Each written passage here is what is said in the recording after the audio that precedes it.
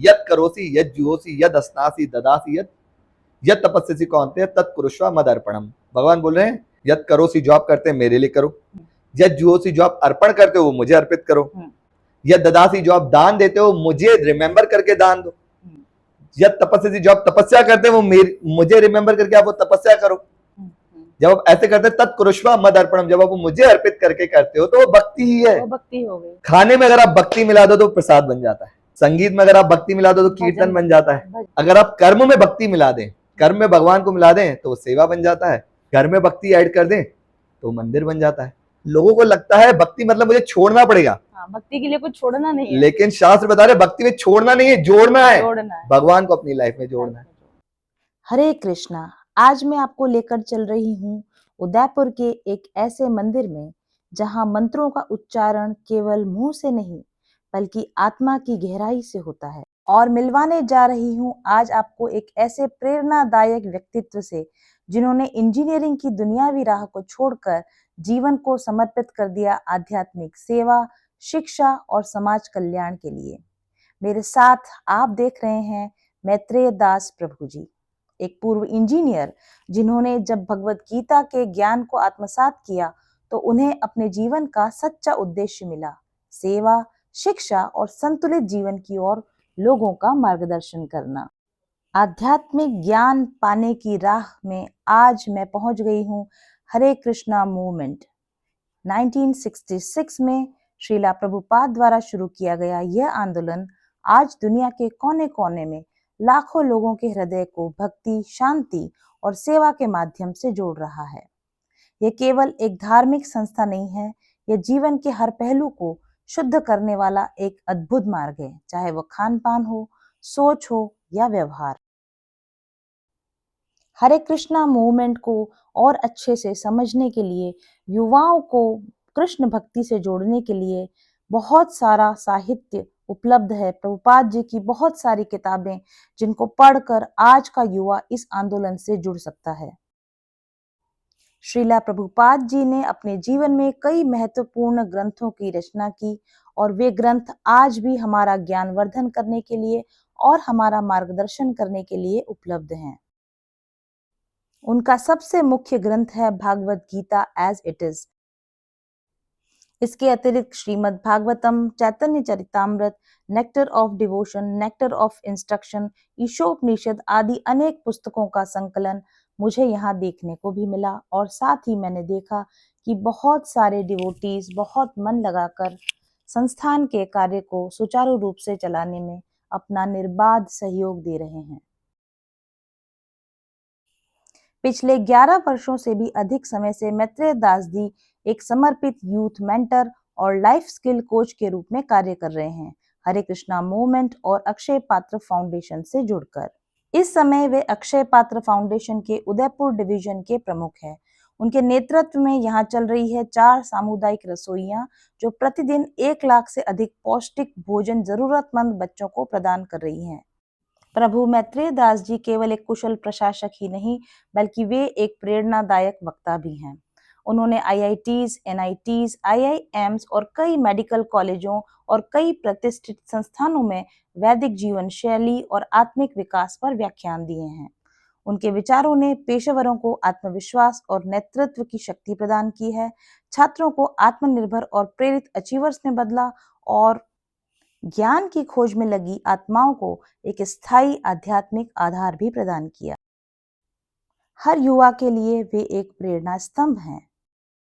ये मेरा परम सौभाग्य है कि हरे कृष्णा मूवमेंट के मंदिर में आज भगवान के समक्ष बैठकर ऐसे परम प्रेरणादायी प्रभु मैत्रेय दास जी के साथ मैं आज बातचीत करूंगी और हम बात करेंगे उन सभी विषयों के बारे में जो इस बात को प्रमाणित करें कि जब कोई अपने भीतर की पुकार को सुनता है तो न सिर्फ उसका स्वयं का उत्थान करता है बल्कि वह समाज और राष्ट्र के लिए भी एक रोशनी बन जाता है। तो आइए एक ऐसे पथ प्रदर्शक से प्रेरणा लें और अपने जीवन में सेवा, साधना और सदाचार को अपनाएं। हरे कृष्णा। आपने हरे कृष्णा मूवमेंट के बारे में अभी मेरे से जाना, अक्षय पात्र के बारे में मेरे से जाना, और हमारे युवा सन्यासी मैत्रेय दास जी प्रभु के बारे में भी मैंने आपको बताया। तो जरूर से आप उत्सुक होंगे प्रभु जी के साथ मेरी बातचीत को सुनने के लिए।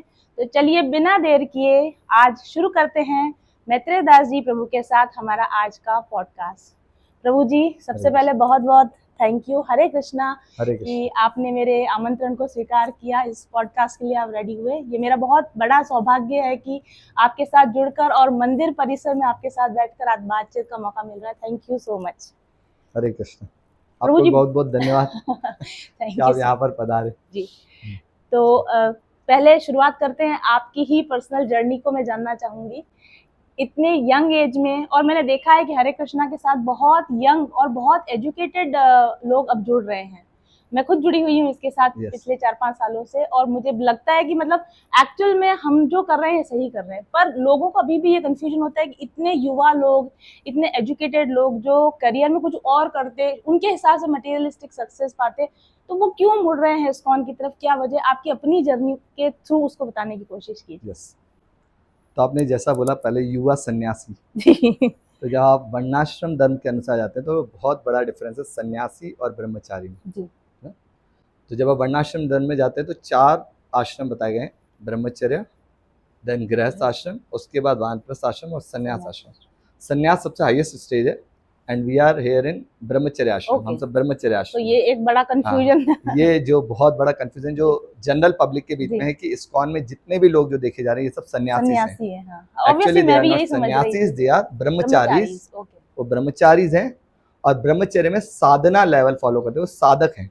साधक ब्रह्मचारी जो कि आगे अपने स्पिरिचुअल लाइफ को कंटिन्यू कर रहे हैं। ये आगे जाकर के, कई बार लोगों के दिमाग में आता है कि ये आगे जाकर के शादी नहीं करेंगे, तो अगर वो चाहें तो आगे मैरिज भी कर सकते हैं। अच्छा। सो गृहस्थ में भी जा सकते हैं, और गृहस्थ के आगे भी वानप्रस्थ और संन्यास फॉलो कर सकते हैं, और अदरवाइज जो शादी नहीं करे वो आगे ब्रह्मचर्य सीधा संन्यास में भी जा सकते हैं। वो बहुत मतलब बड़ा कंफ्यूजन, मेरा खुद का अपना मिसकंसेप्शन था। बहुत बड़ा कंफ्यूजन है लोगों में। तो मतलब अभी आप ब्रह्मचर्य में हैं और आपकी चॉइस है कि आगे जाके आप गृहस्थ आश्रम में जा सकते हैं या आप डायरेक्ट संन्यास बिल्कुल में जा सकते हैं। अब बात आती है जब आप बोलते हैं ब्रह्मचर्य, तो ब्रह्मचर्य में बेसिक, सबसे बेसिक क्या होता है, हम एक गुरु का शेल्टर लेते हैं, एक गुरु के पास जाते हैं और उनसे, जैसे पहले के समय में जब आप जाते हैं गुरुकुल सिस्टम्स हुआ करते थे ना, तो जब वैदिक काल में शिष्य गुरुकुल्स में जाते थे और पेरेंट्स को छोड़कर गुरुकुल में जाकर उनसे शिक्षा लेते थे, और शिक्षा लेने के बाद में फिर वापस वो अपने घर की तरफ, जैसे ही वो मैच्योर हो जाते 25 ईयर्स तक उन्होंने शास्त्रों का और पूरा स्टडी कर लिया है, देन उसके बाद में वो गृहस्थ आश्रम की तरफ मूव करेंगे और वह शादी करके अपने लाइफ को वैसे जिएंगे जैसा उसे 25 साल ब्रह्मचर्य में ट्रेनिंग लिया है, प्रॉपर तरीके से, ताकि एक सात्विक और शुद्ध लाइफ वो जी सके। जो आज का लाइफ है वहां पर जनरली हम क्या देखते हैं कि आज का लाइफ लोग इन्फ्लुएंस्ड है सोशल मीडिया से, यूट्यूब से, इंस्टाग्राम से, इन सबसे इन्फ्लुएंस्ड है, और उनके हिसाब से लाइफ केवल यही है ना, एक ही जीवन मिला है, खाओ पियो मौज करो, ईट ड्रिंक एंड हम भी कह रहे हैं एक ही जीवन मिला, वेस्ट मत करो। और हम बोल रहे हैं, चाणक्य पंडित बोल रहे हैं कि मिलियंस ऑफ लाइफ में कहीं एक लाइफ हमें मिला है ना, उसमें वो बोल रहे हैं कि समय बहुत महत्वपूर्ण है और एक ही लाइफ मिला है, इस लाइफ को कैसे हम बेस्ट यूटिलाइज कर सकते हैं। एक अपि क्षण न लभ्यते स्वर्ण कोटि भी, अगर आप करोड़ों सोने की मुद्राएं भी दे दें तो आप एक क्षण को खरीद नहीं सकते। अभी जो समय निकला है ये 1 मिनट बाद में मैं समय को वापस नहीं लेके आ सकता, अगर मैं करोड़ों सोने की मुद्राएं भी दे दूं। तो ये चाणक्य पंडित कहते हैं, तो इस समय को बेस्ट यूटिलाइज करना है। लेकिन हमारा सिविलाइजेशन जो आज आधुनिक सिविलाइजेशन ये क्या सिखा रहा है कि आपको ये समय नहीं मिलेगा, अब आप इसको जितना वेस्ट कर सकते हो बेस्ट वे में वेस्ट कर दीजिए। तो आपका जीवन इस चीज का उदाहरण है कि युवा वर्ग को कैसे अपने आप को, अपने समय को कैसे यूटिलाइज करें। बिल्कुल सही। तो आपके प्रारंभिक जीवन और किस तरह से आप हरे कृष्णा मूवमेंट से जुड़े, इस बारे में कुछ बताएं। सो अगर मेरा जर्नी अगर आप मेरे बचपन से देखें तो मेरे जो दादी जी हैं, शी वॉज स्टॉन्च कृष्ण भक्ता, है ना, भगवान की बहुत अच्छी भक्त रही है मेरी दादी जी कृष्ण की, और बचपन से वो भागवत और पढ़ा करती थी। इवन 6 to 8 आवर्स भागवत हम डेली पढ़ते थे दादी। 6 से 8 घंटे डेली भागवत पढ़ना था, उनके आसपास में जाना भी होता था। दादी जी कभी बोले थी मुझे पढ़ के सुनाइए, तो उनको पढ़ के सुनाना, तो बचपन से ही एक लेवल पर तो थोड़ी जिज्ञासा भी जग गई है बचपन से, एक लेवल पर वो टेस्ट आ गया। हाँ देन हमारे मदर, वो भी एक अच्छे सत्संग में, रेगुलरली सत्संग में जाया करते थे, उनसे भी बहुत डिस्कशन हुआ करते थे। तो जब भी हम बचपन में रहते थे पेरेंट्स के साथ में, मदर के साथ में, तो हमेशा डेली नाइट में हम एक दृष्टांत सुनते थे। हाँ हाँ, yes, दृष्टांत की कोई स्टोरीज जो कि महाभारत से, रामायण से माता जी को सुनाएंगे, उसके बाद में सोने जाएंगे। अच्छा तो वो टेस्ट बचपन से ही डेवलप हो गया। उसके बाद में ऑलमोस्ट 8-10 तक आगे बढ़े हम, और धीरे धीरे धीरे धीरे वापस से वही आधुनिक सिविलाइजेशन के बीच में टच में आने के बाद में, और पढ़ाई भी आज का करनी यूथ जिस पड़ेगी। गलत डायरेक्शन जा रहा है उनसे सुनने के बाद में थोड़ा स्क्रिप्चर से, शास्त्रों से फेथ हटने भी लगा। लेकिन ये बहुत स्पेशल कृपा है गुरुदेव का, शीला प्रभुपाद का, जिन्होंने कि पूरे वर्ल्ड के अंदर इस मूवमेंट को प्रचार किया। उनका ये बहुत स्पेशल कृपा है कि उनके थ्रू उनके जो बुक्स हैं वो मैंने उनके बुक्स परचेस किए फर्स्ट ईयर में जब मैं आया, और तब मैंने वापस से जब ये भगवत गीता, भागवत पढ़ना स्टार्ट किया, तब तक साइंस में बहुत इंटरेस्ट था, और शीला प्रभुपाद ने अपनी बुक्स को इस वे में दिया कि कैसे उसको साइंटिफिक प्रेजेंट किया जा सकता है। साइंस स्टूडेंट्स को हाँ, समझ में आनी साइंटिफिकली चाहिए। प्रेजेंट कर लिया शीला प्रभुपाद ने उसको, और वो मुझे बहुत पसंद आया। शास्त्रों को जो लोग बोलते हैं कपोल कल्पित कहानियां हैं, शीला प्रभुपाद ने उनको बहुत अच्छे से साइंटिफिक वे में प्रेजेंट किया, जिस वजह से मैं उसको एक्सेप्ट कर पाया। और देन नेक्स्ट 3-4 साल बचपन से तो इंटरेस्ट है ही, और नेक्स्ट 3-4 साल और स्ट्रॉन्ग रूप से भक्ति करने के बाद, इन सब चीज़ों को समझने के बाद में, देन इच्छा डेवलप हुआ कि अब मैं भगवान की सेवा में, कहीं ना कहीं सेवा तो करना ही है, किसी न किसी की सेवा करनी है, कहीं ना कहीं तो नौकरी करनी है, तो कि भगवान की नौकरी क्यों ना की इस दुनिया में जब नौकरी करनी है, नौकर तो बनना ही है किसी का, बेटर है दुनिया का नौकर बनने से अच्छा भगवान का नौकर बन जाया जाए। और भगवान का नौकर बनने में फायदा क्या है कि आप पूरे दुनिया का भला कर सकते हैं। और जब दुनिया का नौकर बनेंगे तो आप केवल अपने घर के बारे में सोच सकते हैं, मैं, मेरी बीवी और मेरा बच्चा, इससे ऊपर हम ज्यादा सोचते नहीं ना। इन भगवान का जैसे आप नौकर बन जाएंगे, भगवान के सेवक बनते हैं, आप पूरे दुनिया के बारे में सोचने लगते हैं, फिर वसुदेव कुटुंबकम हो जाता है। पूरा दुनिया ही आपका परिवार है। बिल्कुल सही। अब आप किसको पराया बोलोगे? अब पूरा दुनिया परिवार है, तो अब आप ये नहीं बोल सकते आप किसी से भी मिलते हैं, करूंगा इसके लिए नहीं करूंगा, किसी से भी मिलते हैं तो वही हमारी मदर है, वही हमारे फादर है। तो अब हर एक के बारे में आप बेस्ट ही सोचेंगे, कहीं पर भी आप ऐसा नहीं सोचेंगे कि अपना स्वार्थ, मेरा स्वार्थ फुलफिल होना चाहिए। That matters. Very nice, very nice. तो फिर आपने सर्विस की या पढ़ाई के जस्ट बाद आप अध्यात्म? मैंने अपना डिग्री किया, देन उसके बाद मेरा जॉब लगा, जॉब करने के मुश्किल से 4-5 महीने बाद ही I dedicated my life. Actually मुझे मेरे मदर को बताना ही था कि इवन दो, देखिए मेरे को घर से दूर तो रहना ही पड़ेगा, ऑब्वियस सी बात है, जॉब भी करना तो घर से दूर रहना ही है, और मैं कहीं दूर चेन्नई और पुणे जाके रहूं, बेटर है कि आपके आसपास में रह लो, राजस्थान में। सो आई डेडिकेटेड। और उसके बाद में उनको समझाना थोड़ा हार्ड था, बट समय के साथ में उनसे डिस्कशन करते हुए, और भगवान ने बहुत अच्छे रेसिप्रोकेशंस किए इसके बीच में, कि पेरेंट्स खुद ही एक्सेप्ट कर लिए मेरे joining. Thank you so much. कि श्रीमद् भगवत गीता जो कि हमारा मेन ग्रंथ है, उसको पढ़ने का और उसको जीवन में उतारने का और समझने का क्या सही तरीका हो सकता है? शीला प्रभुपाद जब इस मूवमेंट का प्रचार किए, भगवत गीता को जब लोगों में बांटे, तो आप देखते हैं प्रभुपाद जी ने जो भगवत गीता लिखा है, उस भगवत गीता नाम है भगवत गीता यथारूप। यथारूप क्यों डाला गया है कि जैसा भगवान समझाना चाह रहे हैं एज इट इज हमारे तक पहुंचे। क्योंकि आज क्या हो रहा है, लोग भगवत गीता के माध्यम से अपने पर्सनल मोटिवेशन फुलफिल कर रहे हैं। जब शीला प्रभुपाद से पहला क्वेश्चन ये उठा कि स्वामी जी 700 तरीके की भगवत गीता है, मार्केट में 700 भगवत गीता है, एक और नया भगवत गीता लिखने का क्या मतलब है? शीला प्रभुपाद जी ने बोला कि 700 भगवत गीता है, लेकिन आप देखेंगे हर एक भगवत गीता में लोग अपना पर्सनल मोटिवेशन फुलफिल कर रहे हैं। और ये जो भगवत गीता मैं दे रहा हूँ, ये भगवत गीता आचार्यास का वाणी एज इट इज, जैसे भगवान समझाना चाह रहे हैं उसको एज इट इज में दे रहा हूँ, और ये पूरे वर्ल्ड को चेंज कर देगा। और हमने देखा भी कि पहले प्रभुपाद जी के विदेश जाने से पहले बहुत सारे भगवत गीता लोगों ने पढ़े, लेकिन उनके लाइफ में कोई बहुत पॉजिटिव चेंज नहीं आया।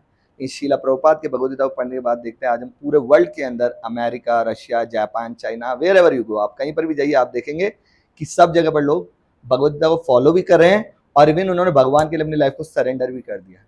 तो मतलब अगर भगवत गीता को समझना है तो यथारूप वाला वर्जन पढ़ें। यस, जब आप बोलते हैं कि यथारूप को, यथारूप को क्यों पढ़ना चाहिए, हम इसको समझने की कोशिश करते हैं। पहले प्रभुपाद जी ने एक बहुत सुंदर लाइन लिखा है, जब आप इंट्रोडक्शन में जाते हैं तो शीला प्रभुपाद बोलते हैं जब आपको बीमारी होती है तो आप बीमारी के लिए आप क्या करते हैं, आप डॉक्टर के पास जाते हैं और डॉक्टर से इंस्ट्रक्शन लेकर के आप दवाई लेते हैं। बिल्कुल। या जो दवाई पर इंस्ट्रक्शन लिखे हुए आप वो लेते हैं। आप ऐसा नहीं करते मेरे दोस्त ने ये बोला इसलिए मैं ये दवाई ले लेता हूँ। यस। तो इसी तरीके से कई बार हम भगवत गीता क्या लोग बोलते हैं, लोगों ने कुछ बोला हम उसके हिसाब से, जब भी मैं लोगों से मिलता हूँ या यूथ से मिलता हूँ तो उनसे मैं पूछता हूँ भगवत गीता के बारे में, तो बोलते हैं भगवत गीता मुझे पता है। क्या है भगवत गीता? कर्म करो। हमें तो पता है तो क्यों पढ़ना है इसको? पता है तो क्यों पढ़ना है? तो बोलते कर्म करो, फल की इच्छा मत करो। बस हमें एक लाइन पता है, यही भगवत गीता एक लाइन पता है, लेकिन एक्चुअल में इसके आगे की लाइन भी नहीं पता, और क्या कर्म बोला है भगवान ने हमें ये भी नहीं पता। श्रील प्रभुपाद बोलते हैं भगवत गीता जैसे आप डॉक्टर के पास जाते हैं और डॉक्टर से जैसे आप मेडिसिन लेते हैं, आप किसी की और की नहीं सुनते, आप डॉक्टर की सुन के आप ट्रीट हो जाते हैं। इसी तरीके से भगवत गीता समझने के लिए भी आपको एक प्रामाणिक आचार्य की जरूरत है, प्रामाणिक गुरु की जरूरत है। आप कहीं पर भी किसी भी यूनिवर्सिटी में आप एडमिशन नहीं लेंगे। अगर आपको पढ़ाई करना है, अगर आपको इंजीनियर बनना है, डॉक्टर बनना है, तो आप किसी भी रोड छाप यूनिवर्सिटी में नहीं जाएंगे। आप देखेंगे ऑथेंटिकेशन तो देखेंगे ना, आप देखेंगे ये यूनिवर्सिटी कहाँ से ऑथराइज्ड है, क्या ये AICTE से अप्रूव्ड है, क्या ये RTU से अप्रूव्ड है। जब तक आप अप्रूवल नहीं देखते उसका ये कहाँ से अप्रूव्ड है, आप कहीं पर भी एडमिशन नहीं लेंगे। अगर आपने एडमिशन ले भी लिया ऐसी यूनिवर्सिटी में तो आपके डिग्री का कोई महत्व नहीं है। इसी तरीके से अगर आपको भगवत गीता को समझना है तो you have to go through authorized guru shishya परंपरा। यहाँ पर भी यूनिवर्सिटीज हैं, संप्रदाय हैं, यहाँ पर 4 संप्रदाय वो बताएंगे आपको, ऑथराइज्ड ज्ञान आपको देंगे। श्री संप्रदाय, रुद्र संप्रदाय, कुमार संप्रदाय और ब्रह्म संप्रदाय। ये 4 संप्रदाय से आप एज इट इज ज्ञान ले सकते हैं भगवत गीता का। अच्छा, ये 4 एक बार फिर से रिपीट करें। ब्रह्म संप्रदाय, कुमार संप्रदाय, श्री संप्रदाय और रुद्र संप्रदाय। ये 4 संप्रदाय ज्ञान देते हैं, जिसमें इस्कॉन ब्रह्म संप्रदाय के अंतर्गत आता है। अच्छा, तो हमें जब भी ज्ञान लेना है एक प्रामाणिक गुरु शिष्य परंपरा में एक शुद्ध भक्त के अंडर में रहकर के ज्ञान लेना है। जैसे डॉक्टर को अगर डॉक्टरी करना है तो उसको इंटर्नशिप एक डॉक्टर के अंडर में रहकर के इंटर्नशिप करना है, वैसे ही अगर हमें ये ज्ञान लेना है तो हमें एक गुरु के अंडर में रहकर के लेना है। ये पहला पॉइंट है। देन दूसरा, भगवत गीता समझने का तरीका क्या है? तो जैसे अर्जुन ने भगवत गीता समझा हमें वैसे ही समझना है। अर्जुन ने कैसे भगवत गीता समझा? इवन दो अर्जुन मटेरियली बहुत क्वालिफाइड थे, अर्जुन बहुत वंडरफुल वॉरियर भी थे, इतना सब कुछ होने के बाद में भी देखा गया कि अर्जुन स्टार्टिंग में भगवत गीता नहीं समझे। पहला जो भगवत गीता आप चैप्टर देखते हैं, अर्जुन ने अपने पास आर्गुमेंट्स रखे बहुत, लेकिन भगवान ने कहीं पर भी कोई आंसर नहीं दिया इस पर। वो सिर्फ पूछे ही जा रहे हैं। भगवान ने आंसर नहीं दिया। अब भगवान ने बताया एक्चुअल में आंसर कब दिया। भगवान ने आंसर कब दिया? जब अर्जुन 2.7 श्लोका पे गए और अर्जुन ने बोला शिष्यस्ते अहम शादिमाम त्वाम प्रपन्नम, अब मैं आपका शिष्य हूं और अब आप मुझे गाइड कीजिए। कार्पण्य दोषो अपद स्वभाव पृच्छामि त्वाम धर्म सम्मूढ़ चेता। अब मैं कंफ्यूज हो गया हूँ। अब मुझे पता नहीं चल रहा कि मैं क्या फॉलो करूं, मैं क्या करूं क्या नहीं करूं। बोले पृच्छामि त्वाम, अब मैं आपसे पूछना चाहता हूँ। धर्म सम्मूढ़ चेता, अब मैं आपसे पूछना चाहता हूँ, अब मैं आपसे धर्म जानना चाहता हूँ। मैं अब आपका शिष्य हूं, अब आप मुझे गाइड कीजिए। तो कृष्णा यहाँ से समझाना चाह रहे हैं कि कृष्णा ज्ञान कब फ्लो करते हैं। इवन आप भौतिक जगत में भी देखिए, कोई भी ज्ञान फ्लो होता है, जब तक स्टूडेंट अगर अपने आप को टीचर से ज्यादा समझने लग जाएगा तो उसको ज्ञान कभी नहीं मिलेगा। उसको हमेशा नीचे की तरफ ही रहना पहले सरेंडर करना। पानी ऊपर से नीचे नेचुरली फ्लो होता है, नीचे से ऊपर जाने के लिए मोटर लगाना पड़ता है ना। वो मोटर भी गुरु की कृपा से मिलेगी, अदरवाइज नहीं मिलेगी। बिल्कुल सही। तो बहुत इंपॉर्टेंट है ज्ञान लिया जाए एक गुरु के अंडर में रहकर के और विनम्र होकर। तो इसीलिए भगवान बता रहे भगवत गीता में 4.34 श्लोका, 4th चैप्टर 34 श्लोका में भगवान खुद बोल रहे हैं आपको ये ज्ञान कैसे मिलेगा। तो भगवान बता रहे हैं तद विद्धि प्रणिपातेन परिप्रश्नेन सेवया उपदेक्ष्यन्ति ते ज्ञानम ज्ञानिना तत्वदर्शी भी। जो तत्वदर्शी लोग हैं, जो शुद्ध भक्त हैं, तत्वदर्शी लोग हैं, ये आपको ज्ञान देंगे। कैसे ज्ञान देंगे? जब आप सब में से पहला क्या है? तद विद्धि प्रणिपातेन, सबसे पहले आप क्या करें? विनम्रता से जाएं। प्रणिपातेन, फिर परिप्रश्नेन, आपके जो प्रश्न है वो चैलेंजिंग मूड में नहीं, वो विनम्रता से प्रश्न जाएंगे। Actually you want to know, actually you want ready to grasp. Yes, challenging mood में नहीं कि बस मुझे आर्गुमेंट करना है, मुझे टाइम पास करना है, टाइम पास के मूड में नहीं। इंपॉर्टेंट क्या है? मैं रियली में समझना चाहता हूँ। योग्य गुरु, योग्य शिष्य होगा तो गुरु भी मिल जाएगा। बिल्कुल सही। बोलता है पृच्छामि त्वाम धर्म सम्मूढ़ चेता। तो अब मैं जानना चाहता हूँ। पहला चीज बोला प्रणिपातेन, सबमिसिव, विनम्रता के साथ। दूसरा बोला परिप्रश्नेन, फिर प्रश्न कीजिए और जब प्रश्न को उत्तर मिले फिर उनकी सेवा करना स्टार्ट कीजिए। तो दूसरा चीज भगवत गीता का अगर आपको ज्ञान समझना है तो पहला विनम्रता है और विनम्रता के बाद में फिर सेवा है। सेवा। भगवत गीता ज्ञान, भौतिक ज्ञान केवल और केवल किताब खोलने से समझ में आ सकता होगा, लेकिन आध्यात्मिक ज्ञान किताब से नहीं, केवल किताब खोलने से नहीं समझ में आएगा। आध्यात्मिक ज्ञान के लिए आपको गुरु की सेवा बहुत गुरु की सेवा भी करना पड़ेगा, और या गुरु की जो भी जी। आज्ञा हो उसको मानना। और सबसे इम्पोर्टेंट एक और चीज क्या है कि हमें एक कुएं का मेंढक नहीं बने रहना है।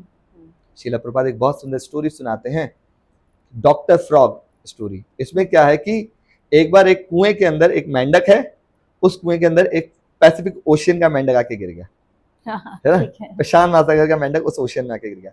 अब दोनों मेंढकों के बीच में डिस्कशन चला, तो बोलता है कि कहाँ से आए हो तुम, तो बोलता है कि मैं तो प्रशांत महासागर से आया हूँ। अरे प्रशांत महासागर कितना है प्रशांत महासागर? हाँ। अब कुएं का मेंढक जो कुएं से बाहर ही नहीं निकला, उसके लिए प्रशांत महासागर क्या अंदाजा लगाएगा? इतना ही बड़ा वो होगा। बोलता है कि इससे तो बड़ा है। इससे तो बड़ा है। तो बोलता है कुएं से बड़ा है तो कितना बड़ा है, इसका दुगुना? हाँ। बोलता है नहीं, नहीं। इससे भी बड़ा, उसका 4 गुना, नहीं इससे भी बड़ा। तो जितना बोलता जा रहा है वो अपना पेट फुलाता जा रहा है जितना, अच्छा इतना गुना, जितना उसका पेट फट गया, लेकिन वो ये नहीं जान पाया पैसिफिक ओशियन कितना बड़ा है। तो हम कुएं के मेंढक, अगर हम प्रशांत महासागर के बारे में जानना चाहते हैं तो हमें पहले उस कुएं की मेंटेलिटी को छोड़ना पड़ेगा और किसी ऐसे पर्सन को पकड़ना पड़ेगा जिससे प्रशांत महासागर को देखा है। इसी तरीके से हम सीमित हैं, हम जो है हम सीमित हैं, लेकिन भगवान असीमित हैं, भगवान अनंत हैं और हम सीमित हैं। सीमित अगर भगवान को जानना चाहता है ना, भगवत गीता को समझना चाहता है, भगवत गीता भगवान के थ्रू बोले गए वर्ड्स हैं। तो भगवान के वर्ड्स आप ऐसे नहीं बोल सकते मुझे तो भगवत गीता पता है, मेरे हिसाब से ऐसा होना चाहिए। आप कभी ऐसे नहीं बोल सकते। इसलिए भगवान बोले ये राज विद्या है, किंग ऑफ ऑल नॉलेज है, और ये टॉप मोस्ट सीक्रेट है, हर किसी को नहीं पता चलता। किसको पता चलेगा? जो ये मानने को रेडी है कि मैं सीमित हूं, लेकिन ये ज्ञान असीमित है, अनंत है, और अनंत को समझने के लिए मुझे अनंत को टच करने की जरूरत है। और उसको टच कौन करवाएगा? या तो वो भगवान खुद, या भगवान के जो रिप्रेजेंटेटिव हैं, जो उनके बहुत करीबी हैं, वो हमें भगवान के बारे में समझा सकते हैं। तो अगर आप भगवत गीता समझना चाहते हैं तो भगवान से समझी जाए, जैसे अर्जुन ने समझी, और इजी वे में आप समझना चाहते हैं तो जो गुरु हैं, जो भगवान के बहुत करीब हैं, उनके थ्रू जाया जाए। गुरु की शेल्टर लेकर के ही हम भगवत गीता को समझ सकते हैं, बिना गुरु के आश्रय के हम भगवत गीता को नहीं समझ सकते। भगवान खुद जब पर्सनली यहाँ पर अवतरित हुए तो भगवान ने भी गुरु एक्सेप्ट किए। जब भगवान राम के रूप में है तब भी उन्होंने वशिष्ठ और विश्वामित्र को गुरु एक्सेप्ट किया। भगवान कृष्ण के रूप में है तो भी उन्होंने सांदीपनि मुनि को एक्सेप्ट किया। जब भगवान चैतन्य महाप्रभु के रूप में है तो भी उन्होंने ईश्वरपुरी को एक्सेप्ट किया। तो वो हमें दिखा रहे हैं कि गुरु का महत्व कितना इंपॉर्टेंट है, कितना महत्वपूर्ण है गुरु को एक्सेप्ट करना। गुरु के आश्रय में रह करके उनकी सेवा करते हुए भगवत गीता को बहुत इजीली समझ सकते हैं। बहुत खूबसूरत, बहुत खूबसूरत। तो बहुत ही खूबसूरत आपने आंसर किया कि भगवत गीता को कैसे समझा जाए। ठीक है, अब मुझे बताएं कि एक हमारा नॉर्मल लाइफ हमें जीना ही पड़ता है, और जैसा कि मैं, अब बहुत सारे ऐसे लोग चाहते हैं कि यार ये सांसारिकता एक तरफ रह जाए, हम तो पूरे अध्यात्म में डूबना चाहते हैं, पर हम जैसे गृहस्थ लोगों के लिए ये पॉसिबल नहीं है कि हम घर बार छोड़ दें और पूरा आध्यात्मिकता में रम जाए, और हम किसी भी हालत में भगवान को भी नहीं छोड़ सकते। हमारे लिए क्या सजेशन होगा कि आध्यात्मिकता की राह पर भी चलते रहें, सांसारिक नियमों का भी अपना जो है वर्क करते रहें, और अपनी डेली रूटीन में कृष्ण भगवान को कैसे शामिल कर लें? अगर हम उनके नहीं हो सकते, उनको हम अपना कैसे बना लें? बिल्कुल सही, वंडरफुल। बहुत अच्छा प्रश्न है। कई बार लोगों का ऐसा सोचना होता है कि भक्ति केवल मंदिर तक है। हाँ, मंदिर से परे नहीं, बस मंदिर जाके आगे दिया लगा दिया, हमने भक्ति कर ली। हम कई बार लोगों तक जाते हैं तो लोग बोलते हैं स्वामी जी आप मंदिर में है ना, इसलिए आप जप कर सकते हैं। आपके पास तो समय है, आपके साथ समय, हमारे पास कहाँ समय है। मैं जानती हूँ आप कितना बिजी हो। तो प्रश्न, जब ये प्रश्न उठता है कि क्या भक्ति मंदिर तक सीमित है, तो इसका आंसर क्लियर है कि भक्ति मंदिर तक सीमित नहीं है। जैसे आप किसी कॉलेज में जाते हैं, मान लीजिए मैं अगर आपसे पूछूं क्या मैथमेटिक्स स्कूल तक ही सीमित है? ऑब्वियसली नॉट, है ना। क्या मैंने जो पढ़ा 60 + 40 100 होता है, क्या वो मेरे को स्कूल में ही काम आया या मुझे स्कूल के बाहर सब जगह काम आ रहा है? बाहर ही काम आएगा, बाहर काम आए इसीलिए स्कूल में सिखाया जा रहा है, सीखा गया है ना। अब मैं आज सब्जी मंडी में कहीं जाता हूँ और मैं बोलता हूँ 60 रुपए की सब्जी खरीदी तो मुझे 40 रुपए मिलेगा। ये एडिशन तो मैं स्कूल में ही करूंगा, यहाँ नहीं करूंगा। ऐसा नहीं हो सकता। तो इसी तरीके से जो भक्ति है, जो मंदिर है, वो एक स्कूल है। मंदिर एक स्कूल या एक यूनिवर्सिटी है जो आपको सिखाता है अपने दैनिक लाइफ के अंदर संसार में कैसे जीना है। हाँ, दैनिक लाइफ में, संसार में कैसे जिया जाए, भगवान को साथ में ऐड। तो भक्ति और संसार तो अलग हो ही नहीं सकता। बिल्कुल नहीं, क्योंकि संसार भी भगवान का ही है, और जो भगवान की एनर्जी उसको भगवान की सेवा में, जैसा भगवान बता रहे हैं हम वैसे लगा सकते हैं। तो ये भगवान बहुत को कैसे important है। दिनचर्या में हाँ, शामिल करते हैं? अब बहुत इंपॉर्टेंट है। अब जब हम देखते हैं कि दैनिक दिनचर्या की जब आप बात करते हैं, भगवान खुद भगवद गीता में बताते हैं कैसे आप मुझे अपने दैनिक दिनचर्या में शामिल कर सकते हैं। वैसे भगवान बोलते हैं, श्रील प्रभुपाद बोलते हैं, भगवान को रिमेम्बर करना बहुत हार्ड नहीं है, बहुत सिंपल है। कैसे सिंपल है? श्रील प्रभुपाद बोलते हैं, भगवान भगवद गीता में बोलते हैं, रसो है अपसु कौन्तेय, इस जल का स्वाद मैं हूं। तो जब आप जल पीते हैं, आप भगवान का ही सेवन कर रहे हैं। अच्छा, भगवान बोले जल का स्वाद मैं हूं, तो आप फील कीजिए कि ये जो टेस्ट मुझे आ रहा है ये ईश्वर है, ये भगवान। बोलते प्रभा अस्मि शशि सूर्यो, सूर्य की जो प्रभा जो रोशनी है, तो भगवान बोले वो मैं हूं। तो जब आप सूर्य को देखते तो आप समझे ये भगवान का है, ये भगवान की एनर्जी है, तो मुझे भगवान की याद दिलाती है।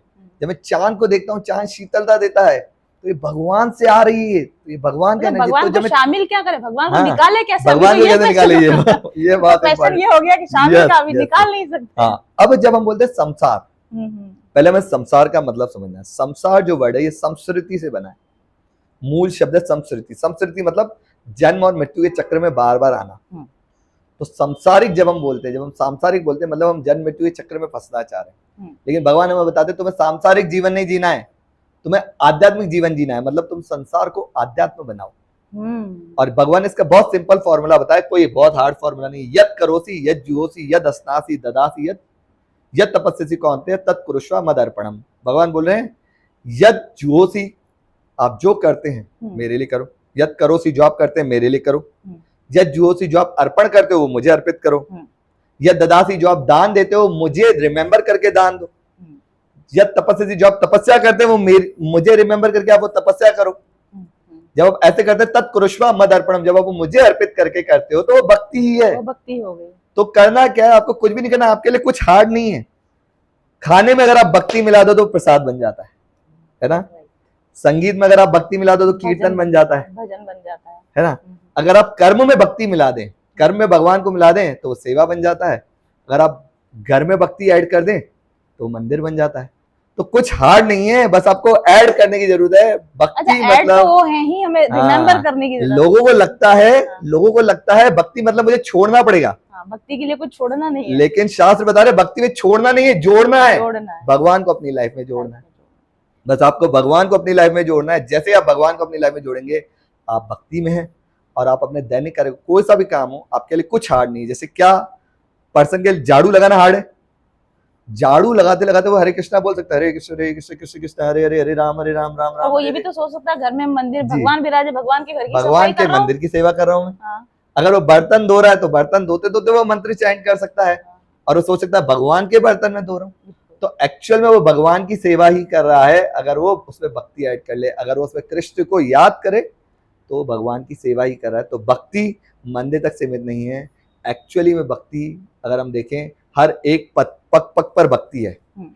थोड़ा सा कॉन्शियस अवेयरनेस की जरूरत है। इसीलिए शीला प्रभुपाद ने इस ऑर्गेनाइजेशन का नाम रखा इस्कॉन, है ना। हरे कृष्णा मंदिर जो हम देख रहे हैं, इस्कॉन बैंगलोर से अक्षय पात्रा रन होता है डेली। तो हम भी सामाजिक बहुत सारी सेवाएं कर रहे हैं, है ना, जहां पर कि आप देखेंगे डेली 20 लाख बच्चों को खाना खिलाया जाता है।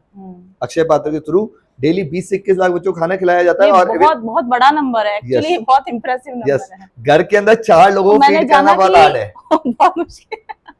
अपने उदयपुर में 1 लाख लोगों को आप लोग रोज फीड कर रहे हैं, मतलब ये बहुत बड़ा नंबर है। उदयपुर जैसी सिटी में इसको अप्रोच करना। उदयपुर संभाग में भी यहाँ पर जो 4 संभाग आते हैं, जिसमें भीलवाड़ा और नाथद्वारा, चित्तौड़ और उदयपुर, इनमें मिला करके 1 लाख से ऊपर अपन सेवा करते हैं। तब भी ये बहुत बड़ी बात है। तो पूरे अगर हम पूरे इंडिया में देखें 20 लाख, और यहाँ देखें तो घर में 4 लोगों को संभालना बहुत हार्ड है। 4 लोगों के लिए डेली खाना बनाना बहुत हार्ड है। लेकिन अगर आज ये चल रहा है 20 लाख लोगों का, तो ये कारण वो है कि आपने भगवान को जोड़ रखा है, क्योंकि आप ये सोचते हैं कि हम भगवान को फीड कर रहे हैं, और हम ये सोचते हैं हम इंसानों को फीड कर रहे हैं। और दूसरा इंपॉर्टेंट क्या है कि अब ये नहीं कि हम फीड कर रहे हैं, ये भगवान फीड करें। इसलिए आप इतना बड़ा प्रोग्राम होते हुए देख रहे हैं बिना किसी करप्शन के, क्योंकि भावना कभी खराब हो ही नहीं रही है। अदरवाइज क्या होगा, अदरवाइज इतना बड़ा चीज संभालना नहीं, तो 4 जनों की रोटी बना के भी गिना देते हैं कि बस हो गया आज का। बिल्कुल सही, वेरी नाइस। तो ये तो एक्चुअल में भक्ति बहुत सिंपल है। भक्ति में कुछ करना नहीं, भक्ति में करना क्या, बस आपको डांस करना है। आपको खाना है, भगवान के लिए डांस नहीं वही देखिए, अभी आपको करना क्या, आप क्या करते हैं, आप डांस करते हैं, आप खाते हैं, आप सोते हैं, आप काम करते हैं। भक्ति में यही तो करना है, डांस करना है। आप बाहर में कोई डांस करता होगा, आप मंदिर में आके डांस कर लो, घर में डांस कर लो, हरे कृष्णा कीर्तन चला करके। आप गाते ही हैं, कुछ कुछ गाते ही हैं, है ना। किसी लड़की के लिए गाते होंगे, वाइफ के लिए गाते होंगे, आप भगवान के लिए गाना स्टार्ट कर दीजिए, है ना, हरे कृष्णा कीर्तन करना स्टार्ट कर दीजिए। क्या सुबह उठते हुए क्या आप भगवान का नाम मुंह से नहीं निकल सकता? सोते हुए 5 मिनट भगवान का नाम ले लिया, है ना। आप बाथरूम में नहा रहे, आपने कीर्तन चला दिया। तो भक्ति बहुत सिंपल है। श्रवणम तो चल ही सकता है, आपके हाथ से काम करते रहे, श्रवणम भक्ति चलती रहे। और भक्ति में एक्चुअल में सबसे पहला स्टेप श्रवणम ही होता है। श्रवणम सुनेंगे तो ऑटोमेटिकली आपकी चेतना प्यूरिफाई होगी, आपका मन प्यूरिफाई होगा और आप आगे बढ़ जाएंगे, और भगवान आपको गाइड करेंगे कि अब तुम्हें नेक्स्ट स्टेप क्या लेना है। मेरा क्वेश्चन मतलब जैसे आपकी और मेरी बातचीत ऐसी कि क्वेश्चन का फ्लो भी वैसा ही चल रहा है। जी जी। तो जब भी आपने भी ये कहा कि भी आप काम से सुनते रहेंगे तो ऑटोमेटिकली कहीं ना कहीं आपका मानसिक चित्त जो स्थिर होने लग जाएगा। और यही मेरा क्वेश्चन था, हालांकि जवाब आपने पहले दे दिया, पर हम थोड़ा सा एक्सप्लेनेशन और चाहेंगे कि मन को स्थिर करने के लिए और ध्यान में सफलता पाने के लिए ये कीर्तन, मंत्र जाप, ये किस तरीके से हेल्प करते हैं?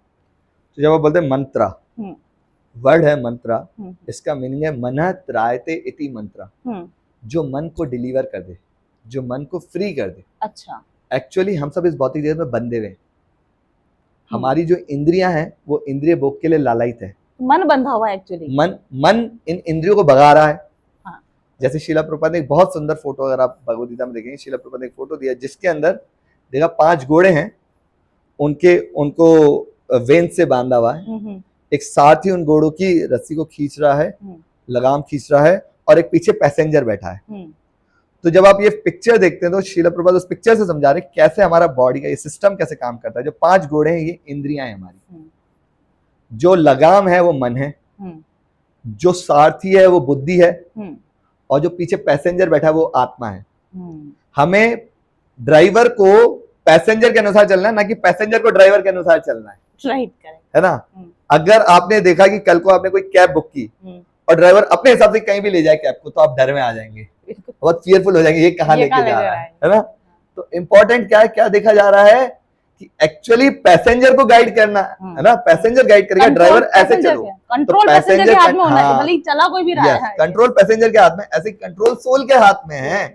सोल गाइड करती है बुद्धि को, और बुद्धि अभी चूंकि हमारी बुद्धि कंटामिनेटेड है, चूंकि हमने जो पढ़ा है, जो हमने देखा है, वो सबने यूट्यूब देखा है, इंस्टाग्राम देखा है, तो हमारा जो ज्ञान है 20 साल का सीमित ज्ञान है, 20, 25, 30 साल का, है ना। कोई यूथ सोच सकता है कि यार अगर गर्लफ्रेंड नहीं हो तो क्या मतलब ऐसे जीवन का, ऐसे जिंदगी का वैसा सोच सकता है। गर्लफ्रेंड नहीं हो तो क्या मतलब ऐसे जीवन। आत्मा को कंट्रोल करना है बुद्धि को, और हमारी जो बुद्धि वो कंटामिनेटेड है। हमारी जो बुद्धि, मैंने बोला कि हम सीमित हैं, तो हम जो ज्ञान ले रहे हैं वो उन सब जगहों से ले रहे हैं जो ज्ञान परफेक्ट नहीं है, और हम सोच रहे हैं कि ये जो है यही सही है, सही है। तो मन के पास अभी डिस्क्रिमिनेशन करने की पावर नहीं है, सही क्या है और गलत क्या है। उसको कौन बताएगा सही क्या है गलत क्या है? ये शास्त्र बताएंगे, गुरु बताएंगे और साधु बताएंगे। गुरु साधु शास्त्र डिसाइड करेंगे ये सही है और ये गलत है, ये स्टैंडर्ड है, ये मानक है। तो जब आप सही डायरेक्शन में चलते हैं गुरु साधु शास्त्र का, तो आपका मन कंट्रोल रहेगा। मन कंट्रोल रहेगा तो इंद्रियां कंट्रोल रहेंगी। और अगर आपका डायरेक्शन जो है वो यूट्यूब है, इंस्टाग्राम, अगर इसको आपने स्टैंडर्ड बनाया है, तो फिर आपका मन गलत डायरेक्शन में है, आपकी इंद्रिया गलत डायरेक्शन में, और आप हमेशा फ्रस्ट्रेशन में, एंग्जाइटी में है, लोनलीनेस में है, डिप्रेशन में है। तो अगर आप बोल रहे हैं मंत्र क्या काम करता है? मंत्र आप ये सब काम करता है, आपका डिप्रेशन हटा देता है, आपकी एंग्जाइटी खत्म कर देता है, बड़ी प्रॉब्लम से आज आपका तनाव खत्म कर देता है। इवन IIM इंदौर में रिसर्च हुआ, और उस रिसर्च में ये पाया गया कि जो लोग हरे कृष्ण मंत्र का जप करते हैं वो लोग मानसिक तनाव और चिंता उनका खत्म हो जाता है और उनकी शांति बढ़ती है। ये IIM इंदौर का अभी का मुश्किल से 3-4 महीने पुराना एक रिसर्च है। इससे पहले में भी आप कई यूनिवर्सिटीज में देखो जहाँ पर कि ये रिसर्चेस हुए और जहाँ पर बताइए जो लोग भी इस हरे कृष्णा मंत्र जप करें उनके लाइफ में बहुत पॉजिटिव बदलाव आ रहे हैं। तो मोस्ट इंपॉर्टेंट तो आपका एंग्जाइटी, डिप्रेशन ये सब खत्म हो जाएगा। देन नेक्स्ट चीज आता है लोनलीनेस। हम बहुत फियरफुल हैं हर समय पर। जब आप मंत्र जप करते हैं तो आपको भगवान का पर्सनल रेसिप्रोकेशन है, तो आपका लोनलीनेस खत्म हो जाता है, आपका फियरफुलनेस खत्म हो जाता है। अब बोलते हैं ये तो मानसिक बदलाव है। अब है कुछ मैं भावनात्मक रूप में भी अगर मैं देखूं तो भी कृष्णा भगवद गीता में बोलते हैं अद्वैष्ट सर्वभूतानां मैत्रे करुणा एव च निर्ममो निरहंकारो सम सुख दुख शमी। जो भगवान के जो भक्त होते हैं वो कैसे होते हैं? भक्त मतलब जो भी मंत्र मेडिटेशन कर रहा है, जो भी अपने लाइफ में भक्त मतलब, कभी आप ये मत समझिए जो इस ड्रेस में है, राइट राइट, है ना, पैंट शर्ट में भी भक्त है, और प्रभुपाद जी चाहते हैं हम पैंट शर्ट के ही भक्त चाहते हैं। ये 100 में से 0.01% ये भक्त मिलेंगे आपको, लेकिन 99.99% भक्त हरे कृष्णा मंदिर में आपको कौन से मिलेंगे? गृहस्थ भक्त मिलेंगे।